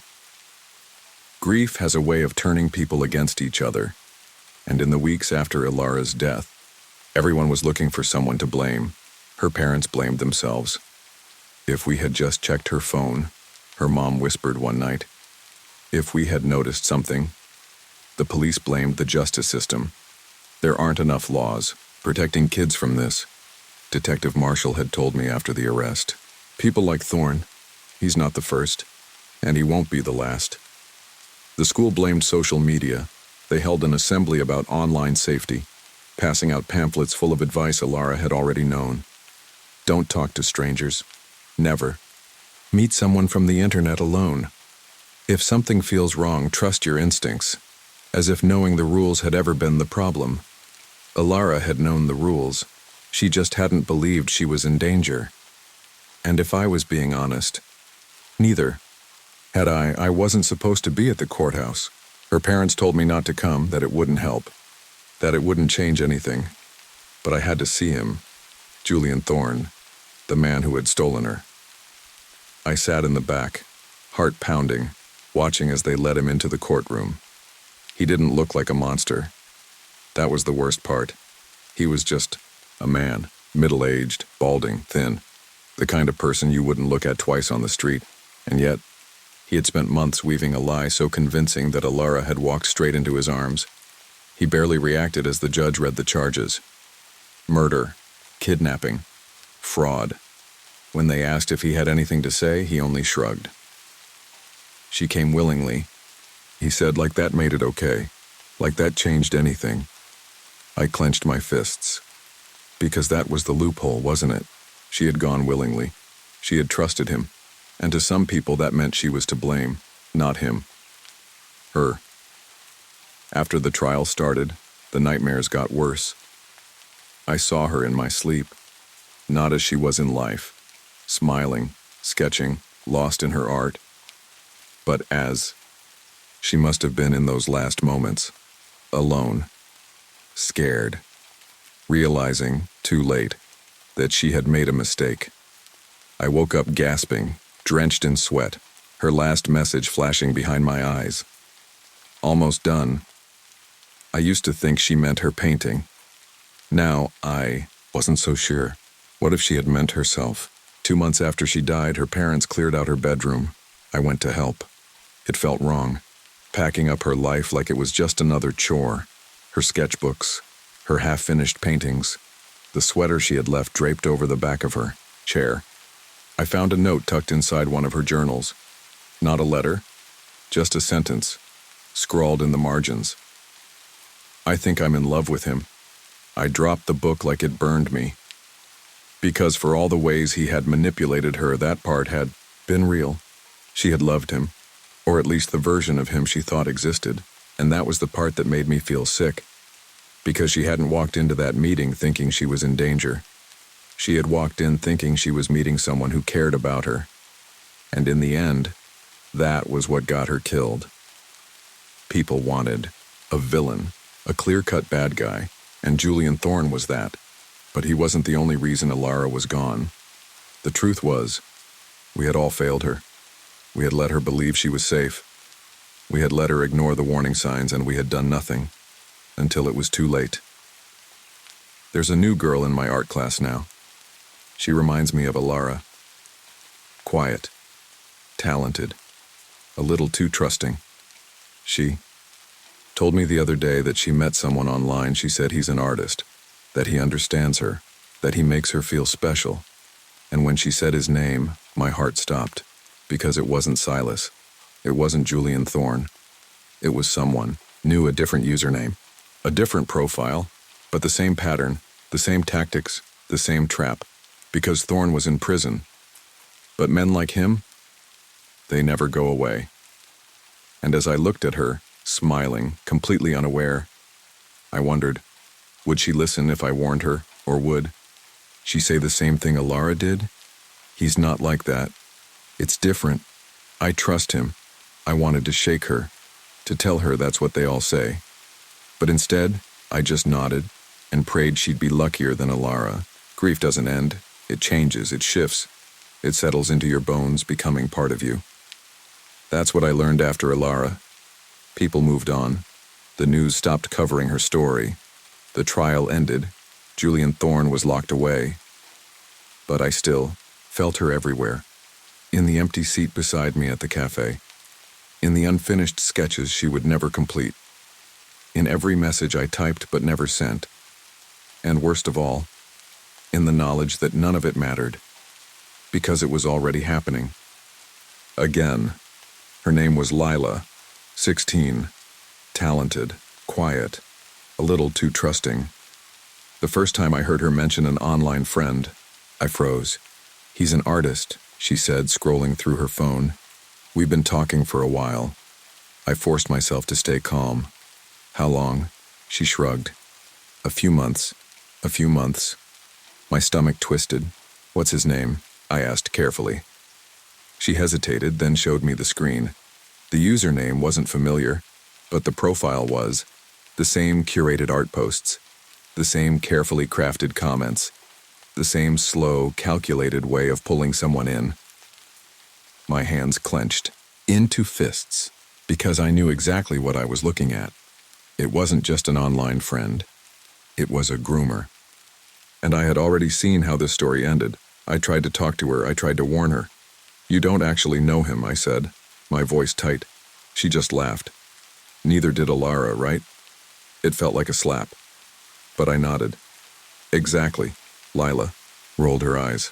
I'm not stupid. I never said you were. She sighed. Look, I know what happened to Alara messed you up. But not everyone is a predator. I wanted to scream, because she sounded just like Alara had, and I knew how this would go. She would keep talking to him. She would keep trusting him. And if I pushed too hard, she would stop talking to me. So I made a choice. I didn't push. I waited. And I prayed. A week later, she texted me. Lila. Okay, maybe you were right. I felt my heart drop. Me. What happened? It took her a while to respond. Lila. He wants to meet. I exhaled sharply. Me. Don't go. Lila. I wasn't going to, but he's mad now. Like really mad. A chill ran through me, because that was the moment the mask always slipped. These men, these predators, they didn't care about these girls, they cared about control. And when they lost it, that's when things got dangerous. Lila and I went to the police together. They took it seriously this time, because we had proof, the messages, the manipulation, the threats. They traced the account.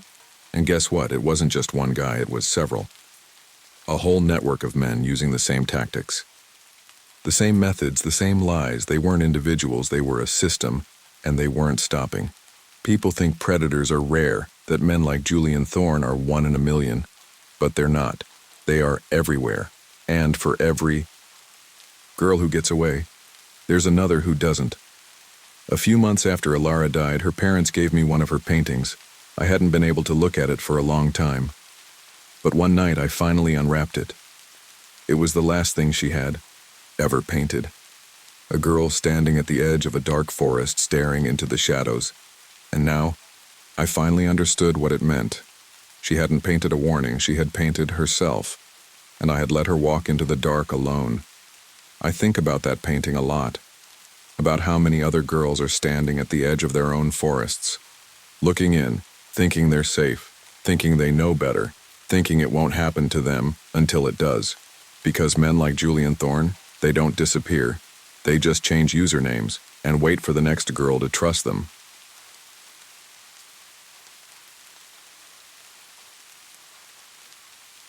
If you asked anyone in St. Petersburg in the early 2010s about Serena Volkov, they would have told you she was unstoppable. She was born in 1988 to a middle-class family, the daughter of a school teacher and a factory manager. From an early age, she was different. While other children played in the streets, Serena was busy reading political biographies, fascinated by power and the people who wielded it. She wasn't the smartest in her class, nor the wealthiest, but she was ambitious, and in Russia, ambition can take you far or destroy you. Politics in Russia was a man's game. Connections mattered more than talent, loyalty more than truth. But Serena understood this better than anyone. She knew how to navigate the system, how to charm those in power, how to position herself as indispensable. By the time she was in her mid-20s, she was already working for a local government, official, learning the trade. And then, in 2011, she made her first real move. She married Dmitry Sokolov. Dmitry wasn't just anyone. He was from old money, the kind that never really disappears no matter how many times governments change. He was charming, well-connected, and most importantly, influential. Their marriage wasn't exactly love. It was strategy. And for a while, it worked. With Dmitry's support, Serena entered the public sphere. She ran for a seat in the city council, championing causes that made her appear approachable: education reform, infrastructure improvements, anti-corruption measures. The irony wasn't lost on those who knew how the system really worked.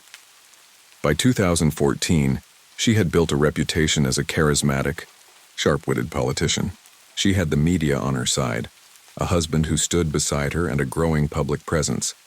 She attended charity galas, shook hands with businessmen, and sat in government meetings where she learned the art of silence, of saying just enough to be liked, but never enough to be dangerous.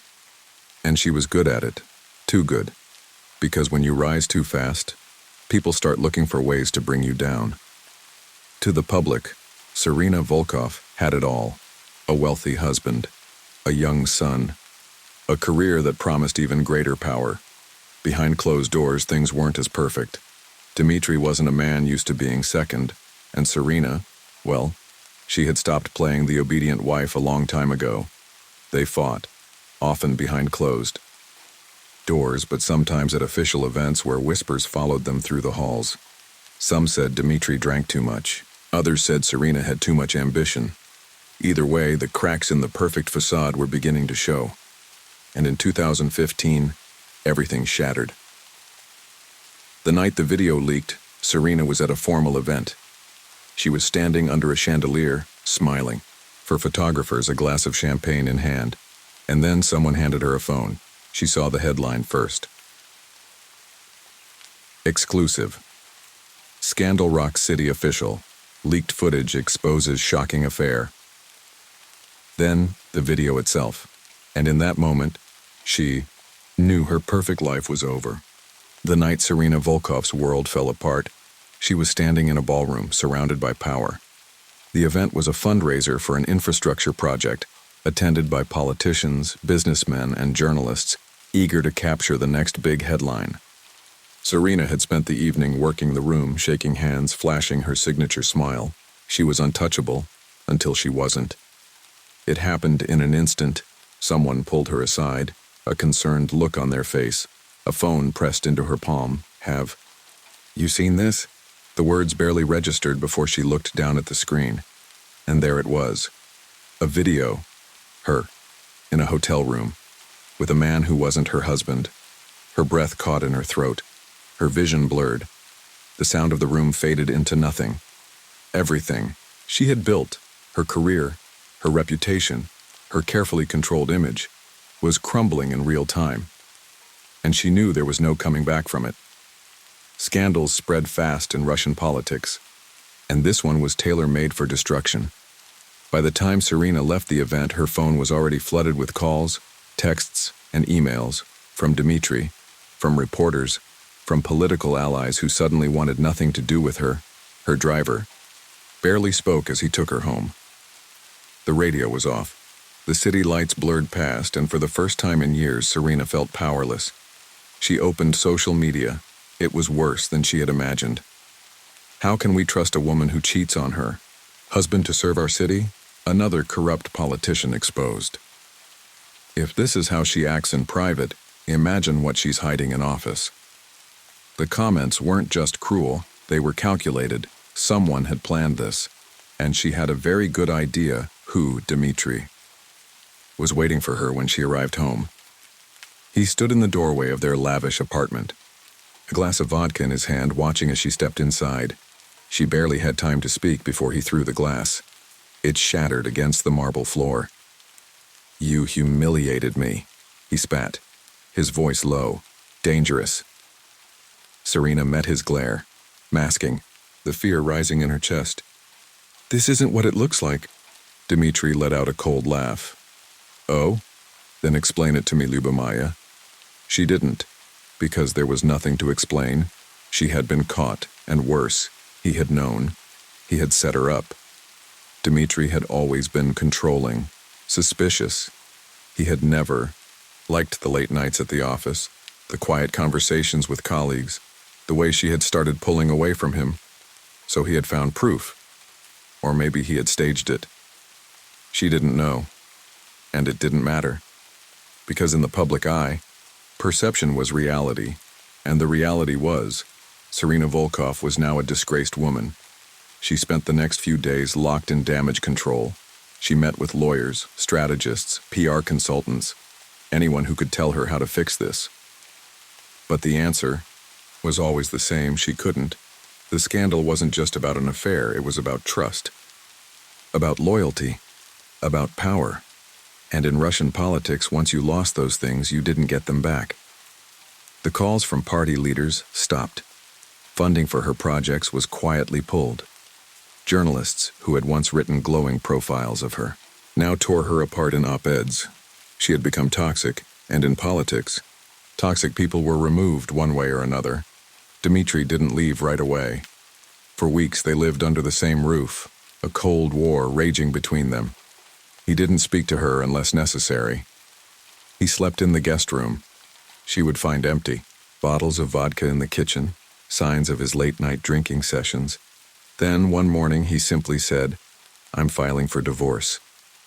Serena felt a strange numbness. She had known this was coming. She had accepted it, but hearing the word still stung. He could have worked through it. They could have salvaged their public image. But Dmitry didn't care about saving her. He wanted to punish her, and when the divorce papers arrived, they weren't just legal documents. They were a declaration of war. He wanted full custody of their son, and he wanted to destroy her. Serena fought, not just for her career, but for her dignity. She gave interviews, released statements, tried to spin the narrative in her favor, but the damage had been done. The moment a woman in power shows weakness, she is devoured, and that was exactly what happened. Her political career was over. Her marriage was over, and for the first time in her life, Serena Volkov was alone. But she wasn't finished. Not yet. Because if there was one thing Serena had always known how to do, it was how to survive. And if she couldn't have politics, she would find power another way. And she knew exactly where to start, with Alexei Petrov, the man who had always been loyal, the man who had always looked at her like she was more than just a scandal, the man who would help her rebuild, or, in the end, destroy her completely. A scandal might end a career, but it doesn't end ambition. Serena Volkov had lost everything: her political future, her marriage, the respect of people who once called her an ally. But the fire inside her didn't go out. It burned hotter. Because if she couldn't be in office, if she couldn't hold power publicly, then she would find another way. And the first step in that plan, Alexei Petrov. Alexei had been by her side for years. He was a political aide, the kind who worked in the background, making deals, keeping schedules, ensuring his boss was always 3 steps ahead. He was younger than Serena by 6 years, smart, but not as ambitious, competent, but content to remain in the shadows. And most importantly, he had always been loyal to her. Long before the scandal, she had seen it. The way he looked at her, the way he jumped to defend her in meetings, the way he followed her orders without question. Even after the video leaked, even when her allies abandoned her, Alexei stayed. "You're not done," he had told her one night, standing in the empty campaign office as she packed up her things. "They want you to disappear, but you won't." Serena had smiled. "You still believe in me?" Alexei didn't hesitate. "I always have." And that was when she made her decision. She would use him. And maybe in some ways he would use her too. Because power isn't just about position. It's about control. And control was something Serena Volkov still had. The first time they slept. Together it wasn't romantic. It wasn't some grand seduction. It was need. Serena needed to feel wanted again. She needed to remind herself that she wasn't broken, that she still had influence, that she could still bend people to her will. And Alexei, he had wanted her for years. He didn't hesitate when she leaned in, when she kissed him, when she pulled him into her bedroom. There was no love. Not yet. Just desperation. And something even stronger. Obsession. For a while it worked. She didn't have a career, but she had Alexei. He became more than an aide. He became her confidant, her strategist, her escape. But passion doesn't erase reality. Serena was still a fallen woman in the public eye. Dmitri was still dragging her through a brutal divorce, fighting for custody of their son. And the whispers about her affair hadn't stopped. Only now there was something new, something worse. Because Alexei wasn't the only man in her life.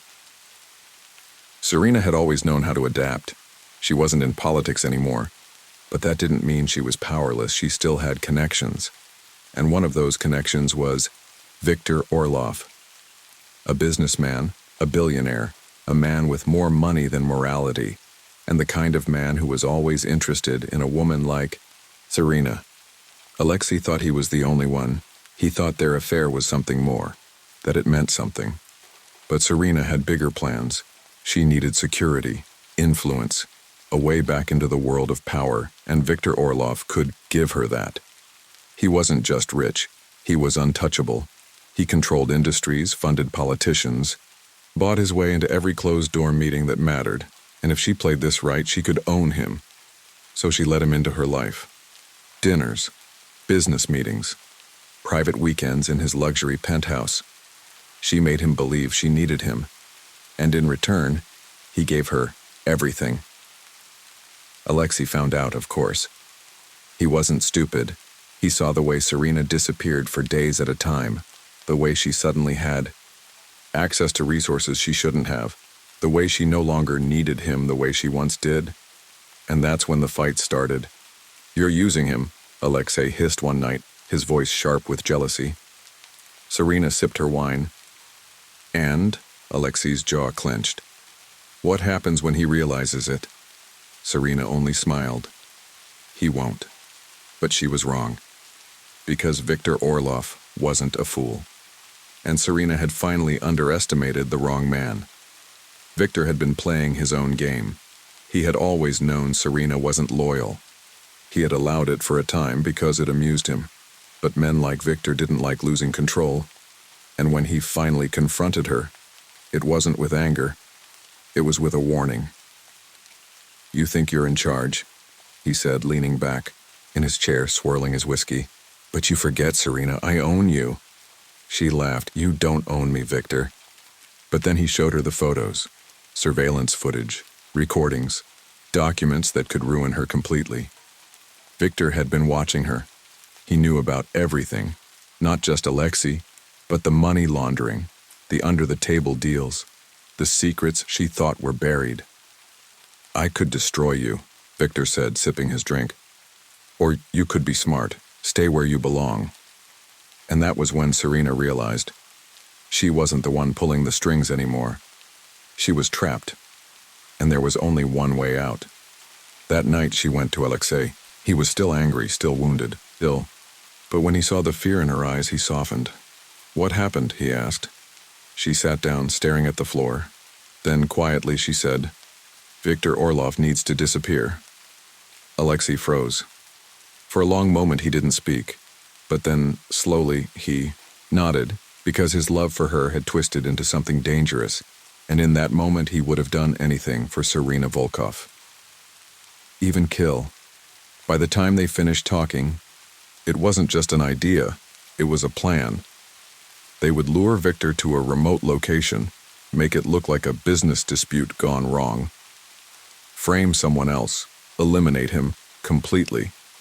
Because if Serena couldn't escape him, then no one could, and with that decision, she crossed the line, the point of no return, because this wasn't just survival anymore. This was murder, and in the end, it would cost her everything. Murder isn't something you plan in one night. It starts as a whisper, an impossible idea you push away. But once you entertain it, once you say the words out loud, it takes root, it spreads, it becomes real. And for Serena Volkov, the moment she decided Viktor Orlov had to die, there was no turning back. Because men like Viktor, they didn't forgive. They didn't forget. And if she didn't eliminate him first, he would destroy her. Serena had spent years playing politics, weaving lies, manipulating people. But murder was different. Murder was messy. It left traces. It lingered. And if they were going to do this, it had to be perfect. Which meant two things. The body could never be traced back to them. Someone else had to take the blame. Alexei hesitated at first. He wasn't a killer. He had spent his life working behind the scenes, cleaning up other people's messes, not creating them. But Serena knew how to break him. "We don't have a choice," she told him one night, gripping his hands in hers.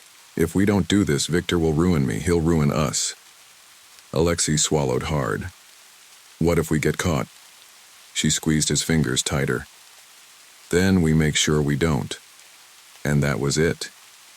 That was all it took. Because Alexei had been waiting his entire life for Serena Volkov to choose him.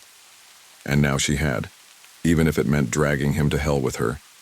They spent weeks planning every detail, every contingency. Victor was careful, but he had patterns. He was predictable in a way powerful men often were.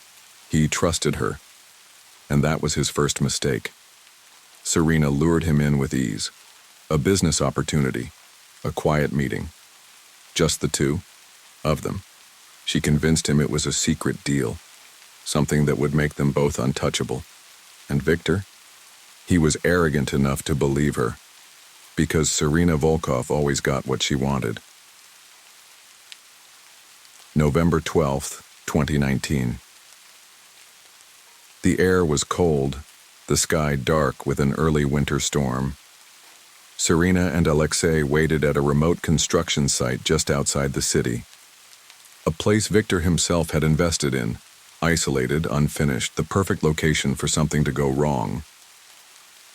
He arrived just after 9 p.m. alone, no security, exactly as planned. When he stepped out of his car, Serena smiled. "Right on time," Victor smirked, walking toward her. "You made this sound urgent." He had no idea. It happened fast, too fast for Victor to react. Alexei moved first, striking him in the back of the head with a metal pipe. The sound, a sickening, crack crime echoed in the empty lot. Victor staggered, eyes wide with confusion. His hand shot to the wound, fingers coming away slick with blood. Then he turned and saw her. Not Alexei, not the attacker, but Serena. She saw the betrayal in his eyes before he fell to his knees. His voice was weak, slurred from the impact. Serena didn't hesitate. She stepped forward, taking the second pipe Alexei handed her, and she finished it. One final strike, no hesitation, no second thoughts. She had committed to this, and there was no room for regret. Dead men tell no tales. But bodies. Bodies always leave evidence. They had planned for this. The car, the weighted chains, the lake. They worked quickly, wrapping Victor's body, placing him in the trunk. Serena wiped her hands on her coat, her breath coming in short gasps. Alexei's hands were shaking. "It's done." She turned to him, voice calm. "Not yet." They drove in silence, Victor's lifeless body, silent, in the back. 20 miles outside the city, they reached the abandoned bridge. Below it, deep, freezing water. With one final push, the car rolled forward. It hit the water with a splash, and then silence. The lake swallowed their crime whole. Serena exhaled, watching the last ripples fade. It's over. But she was wrong, because nothing was ever that simple. For the next few days, it seemed like they had succeeded. Victor Orlov had vanished. No witnesses, no body, no evidence. And yet, Serena couldn't shake the feeling of something unfinished. Then a week later, the news broke. Remains discovered in sunken vehicle. Authorities investigating. Serena's hands went cold as she read the headline. Somehow, against all odds, the police had found him. And she knew. They were running out of time. At first, the police suspected a business rivalry. Victor had plenty of enemies. It was easy to assume someone else had wanted him dead. Serena played the grieving acquaintance perfectly. She sat through questioning with a calm, composed expression, answering just enough without saying too much. Alexei, however, he wasn't as strong. She could see the cracks forming, the nervous glances, the restless hands, and she knew it was only a matter of time before he broke. It happened faster than she expected. The forensics team found traces of blood at the construction site. Not much, just enough. Then security footage surfaced, grainy, unclear, but still there. A car resembling Alexei's, Serena's, voice in the background of a phone call Victor had made before his death. Little things, things that, on their own, meant nothing, but together, they told a story, and within 3 weeks, Serena Volkov and Alexei Petrov were arrested, charged with conspiracy and premeditated murder. And just like that, the woman who had once controlled everything had lost it all. In the interrogation room, Serena sat across from Alexei. His eyes were red, his hands trembling. "You told me we'd get away with it," he whispered.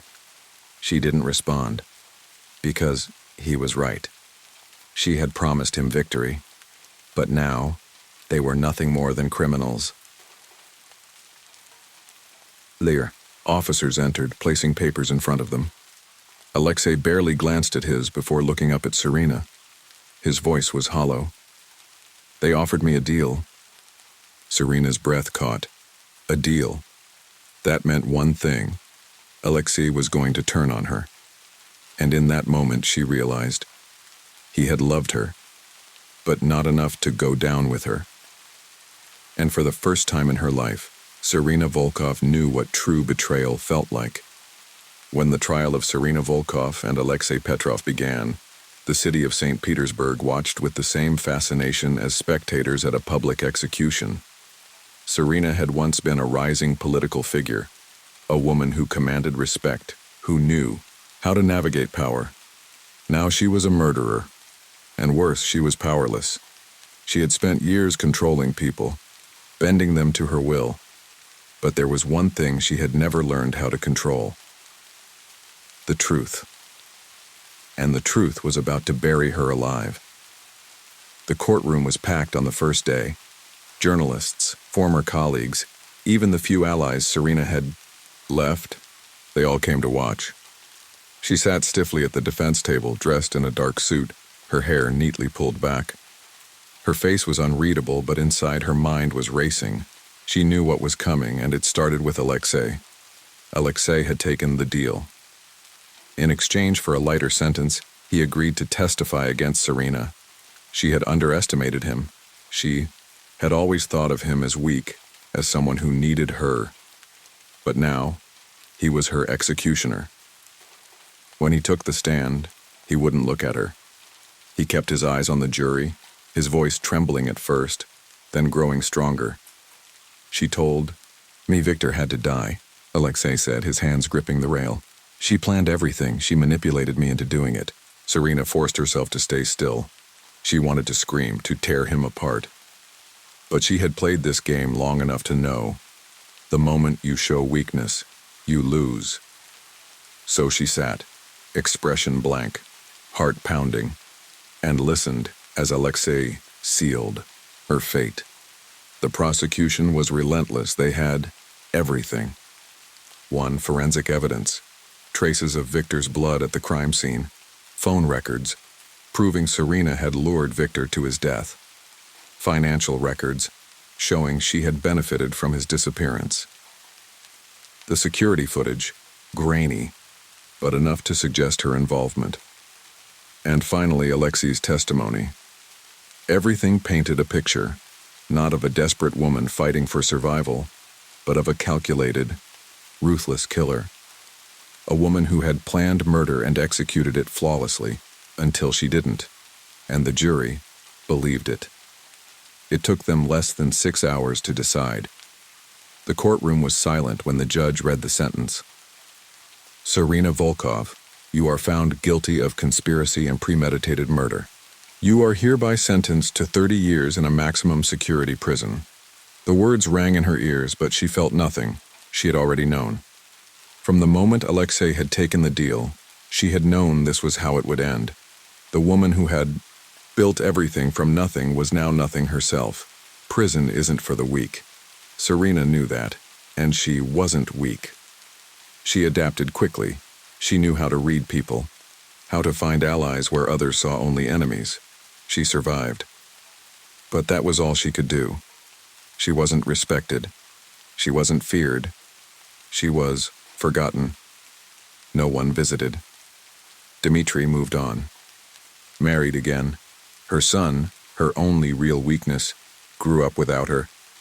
And the world that had once hung on her every word, it stopped saying her name.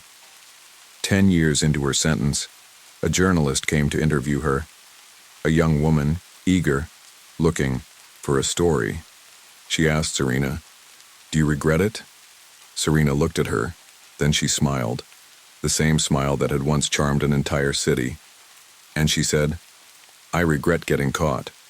The journalist stared, but Serena just leaned back, because in the end, she had always known what power was. And even in a prison cell, stripped of everything, she still held one thing. The ability to make people believe whatever she wanted them. 2. Even if it was a lie, some say power is earned. Others say it is taken. Serena Volkov had done both. But in the end, she had learned one final truth. Power doesn't last, and neither do the people who hold it.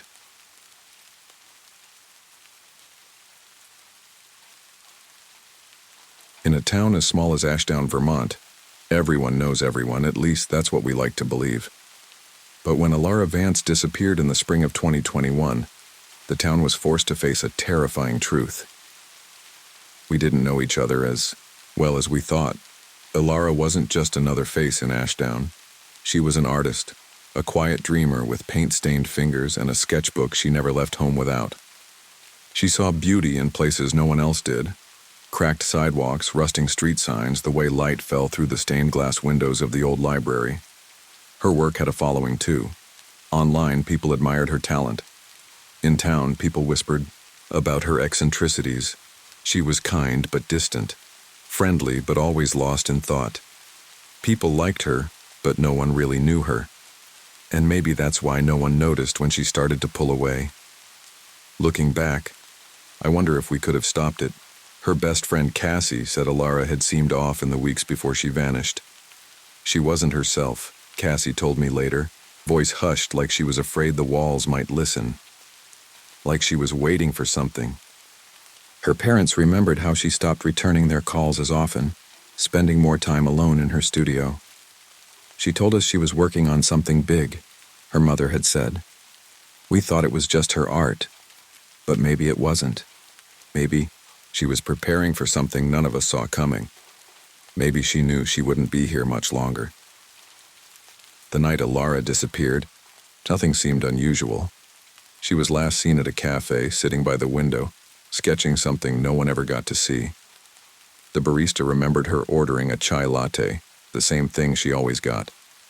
The cashier at the gas station saw her later, that night, buying a pack of gum and a bottle of water.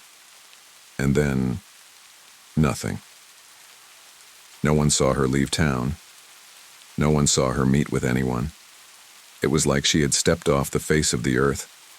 And for the next 2 years, that's exactly what we thought had happened. At first, Ashdown was shaken. Flyers were stapled to every telephone pole, taped to every storefront. Volunteers searched the woods, the lakes, the back roads no one ever drove down. But small towns don't hold on to tragedy for long. As the months passed, the posters faded. People stopped searching, and eventually, life in Ashdown moved on. Except for those who couldn't forget. Like her mother, who never stopped leaving the porch light on. Like Cassie, who still checked Alara's social media accounts, hoping for a sign. Like me, the reporter who had once written the headline, "What Happened?"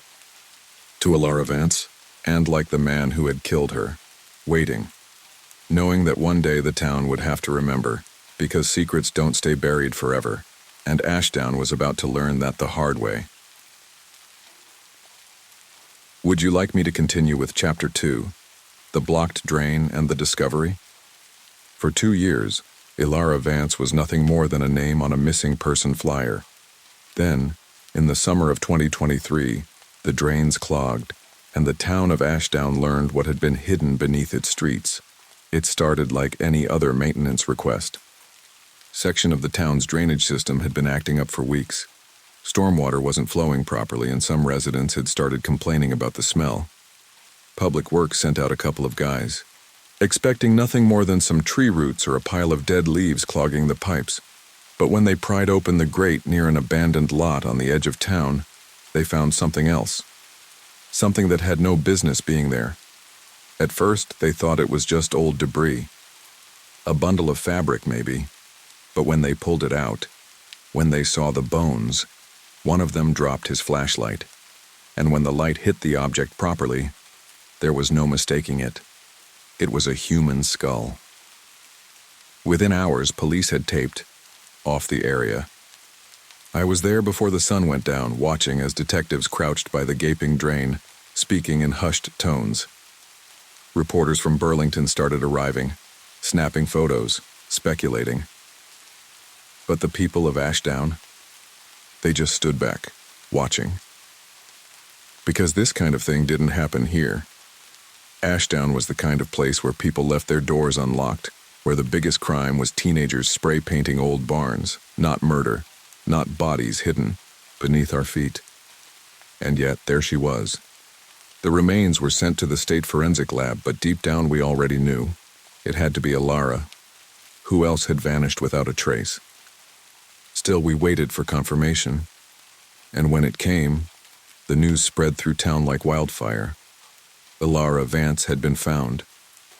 And suddenly, everything we had told ourselves, the idea that maybe she had just left, that maybe she was alive somewhere, collapsed. Because she had never left. She had been here, rotting beneath our streets. The first thing everyone wanted to know was, how did she end up in a drain? The second was, who put her there? And the third, who else had they killed? Because one thing was clear, this wasn't an accident. Someone had put her there. Someone had hidden her. And if they had done it once, they could do it again. The investigation began the way they all do, going over Alara's last known whereabouts, re-interviewing people who had spoken to police 2 years ago. Most people had nothing new to offer, but one name came up more than once. Silas Thorne, a quiet, reclusive man who lived in a small cabin on the outskirts of town. People didn't talk about him much, but when they did, it was never good. I had written about Silas before. He was one of those people you'd call off. The kind of guy who never really fit in, who never stayed in one place for long. People said he talked to himself, that he watched people, that he made women uncomfortable. And Alara, she had known him. At least, that's what Cassie told me when I asked. She mentioned him once, Cassie said. Said he gave her a weird feeling. It wasn't enough to arrest him, but it was enough to look closer. And when they did, everything unraveled. Silas Thorne's cabin sat at the end of an unpaved road, surrounded by overgrown trees. The police arrived with a warrant. Silas didn't resist. He just stood on his porch watching as officers searched his property. Then, they found the evidence. Tucked in a locked drawer inside his cabin, a necklace, a sketchbook, a journal with Alara's name in it. It was enough to bring him in, enough to accuse him of murder. And as they dragged him away in cuffs, I saw something I'll never forget. He was smiling. As forensic teams went through his belongings, they found something else. A bracelet, a ring, a driver's license, Juniper Bellwether. She had vanished 5 years earlier, and now we knew the truth. Silas Thorne wasn't just a murderer, he was a serial killer, and he had been living among us, watching, waiting, and maybe, even now, thinking about who would be next. Would you like me to continue with Chapter 3, The Confession? And the truth that didn't fit. The interrogation room at the Ashdown Police Department was small, dimly lit and suffocatingly silent. The only sound was the ticking of a wall clock, each second stretching into something heavier. Across the table, Silas Thorne sat with his hands folded, his wrists still raw from the cuffs they had removed. He wasn't a large man, not physically intimidating in the way people might expect a killer to be. He was thin, his skin pale like he hadn't seen the sun in weeks. His hair was unkempt dark, hanging just past his ears. Detective Raymond Dale sat across from him, hands flat on the table. He had been in law enforcement for nearly 20 years, and in that time he had seen two types of killers: those who insisted on their innocence and those who couldn't wait to tell their story. Silas was neither. He was something in between. "We found her things in your cabin," Dale said, his voice even. "The sketchbook, the necklace. You want to tell me how they got there?" Silas exhaled slowly, lifting his eyes. When he finally spoke, his voice was softer than anyone expected, almost thoughtful. "I kept them." "Why?" "Because I knew one day you'd come looking." Dale leaned forward. "Looking for what?" Silas smiled, just slightly, just enough to make the room feel colder. "For her." The detective glanced at the one-way mirror, knowing the DA was watching. They had enough to charge him already, but they needed the details, the confession. They needed him to say it. "You killed Alara Vance." Silas didn't react. He blinked, slow and deliberate, then tilted his head. "I didn't mean to." Dale had heard it before. "Then tell me what happened." Silas let out a long breath, stretching his fingers against the table like he was working through a story in his head. "She came to me." The detective frowned. "Alara came to you.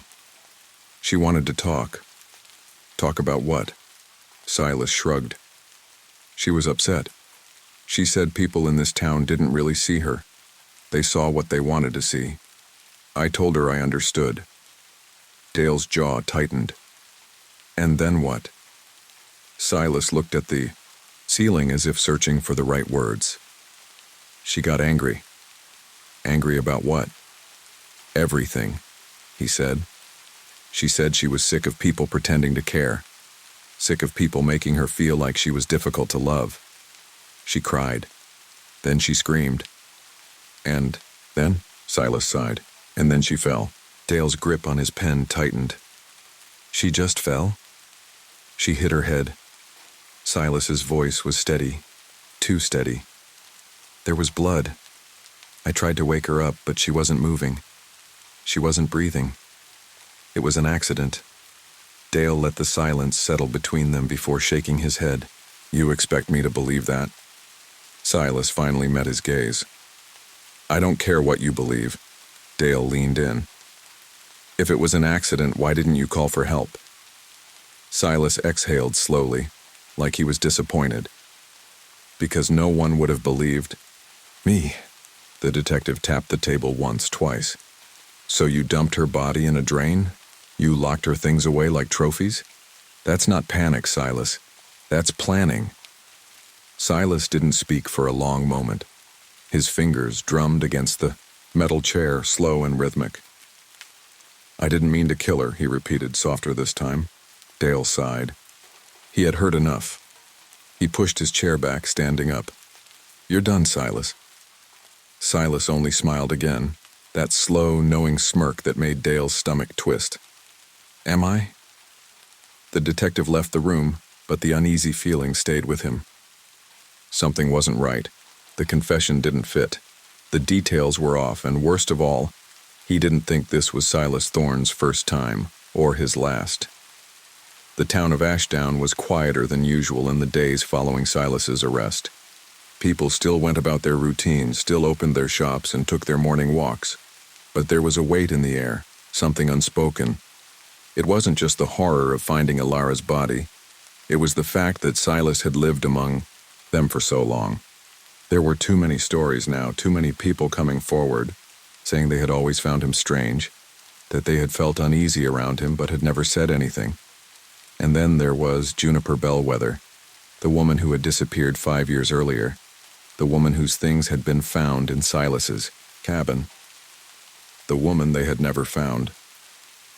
Dale and his team were already searching the area around Silas's property, hoping to uncover whatever he had hidden. The confession about Alara had come too easily, like Silas had been waiting to give them just enough to satisfy them. But Juniper was different. He wouldn't talk about her. Not yet. And Dale had the sickening feeling that if they didn't find her soon, they never would. The search intensified. Teams combed the woods, the old hunting trails, the riverbanks that had long been undisturbed. People whispered about what might be out there, buried beneath the roots, trapped beneath the water. And then, late one evening, the call came in. A hiker had found something, a shallow grave, a tattered dress, and bones. The forensic team confirmed it within hours. Juniper Bellwether had finally been found, and Silas Thorne's secrets were no longer buried. Silas didn't react. When they told him, didn't flinch, didn't blink. He just leaned back in his chair and exhaled. Guess you found her? Dale's patience was gone. Why'd you do it, Silas? Silas thought about it for a moment, then shrugged. She wanted to leave. The detective narrowed his eyes. And you didn't want her to? Silas just smiled, and for the first time, Dale saw it. The real Silas. Not the quiet, strange man people dismissed. Not the recluse people found unsettling, but ultimately harmless. This was a man who enjoyed control, a man who didn't just kill. He kept pieces of them, memories, trophies. He had never panicked. He had never been afraid.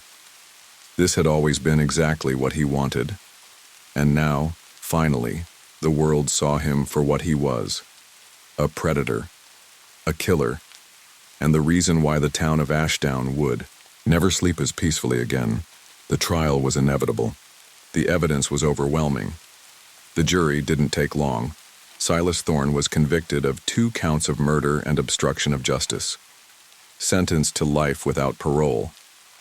And just like that, the man who had haunted Ashdown was gone. But the scars he left behind, those would never fade. Cassie never stopped thinking about Alara. Juniper Bellwether's parents never stopped wondering if she had suffered. And Detective Dale never stopped questioning if there were more girls, more names, more bodies they hadn't found, because Silas had been careful. And the truth about men like him, they never start with just one, and they never stop on their own. The drains in Ashdown were cleared.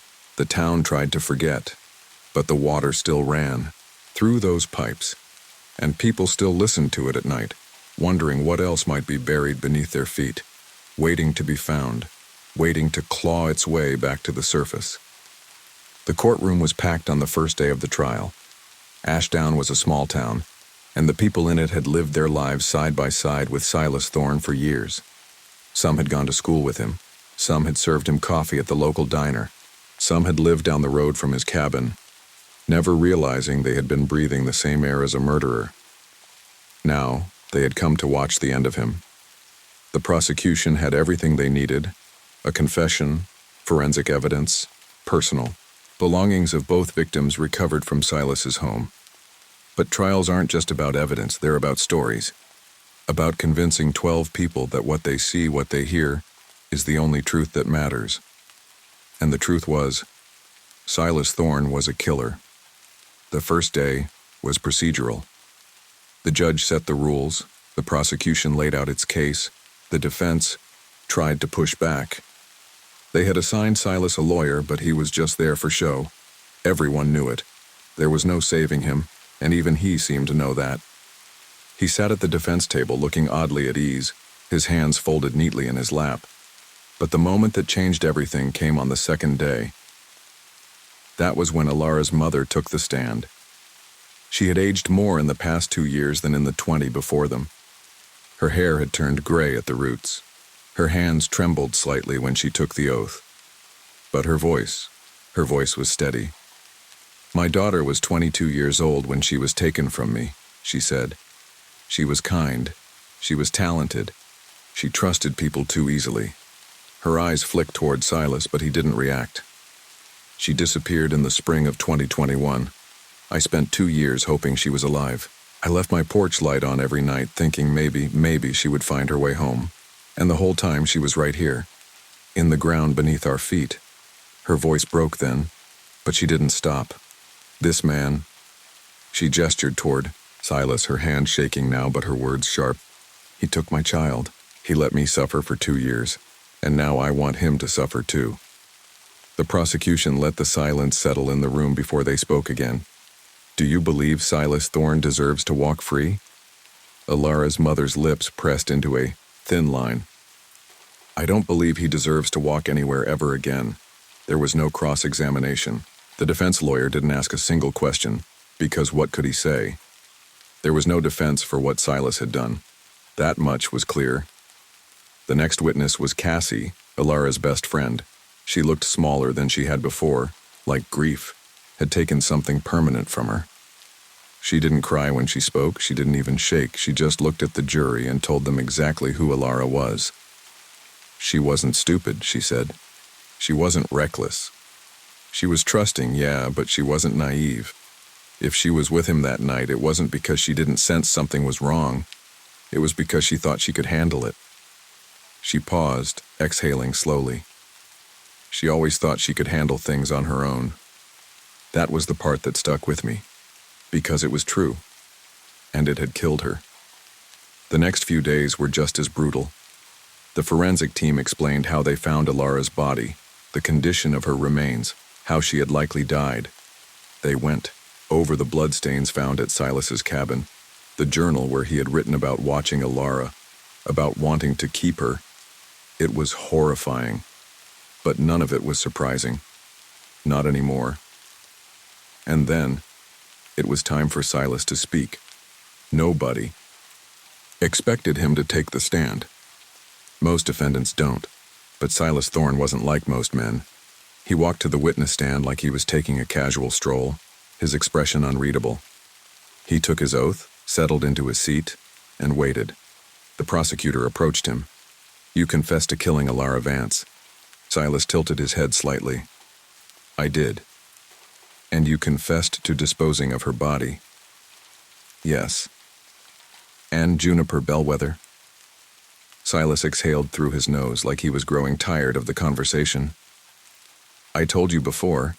She wanted to leave. The prosecutor's jaw tightened. So you admit to killing her?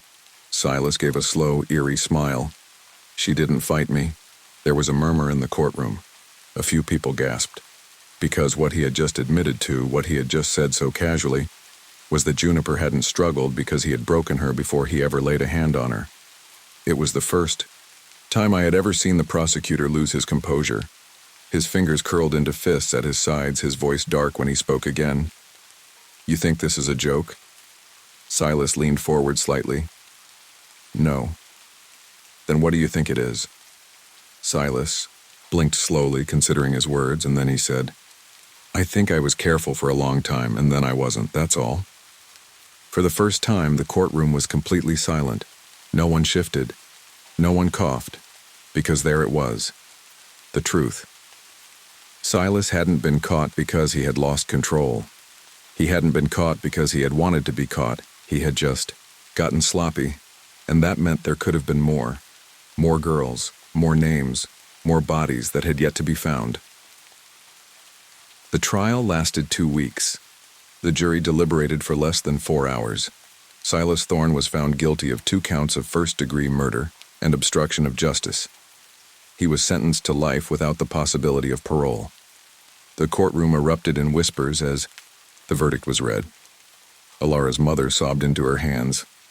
Cassie just stared straight ahead, numb. Silas, he didn't react. Not when the judge spoke.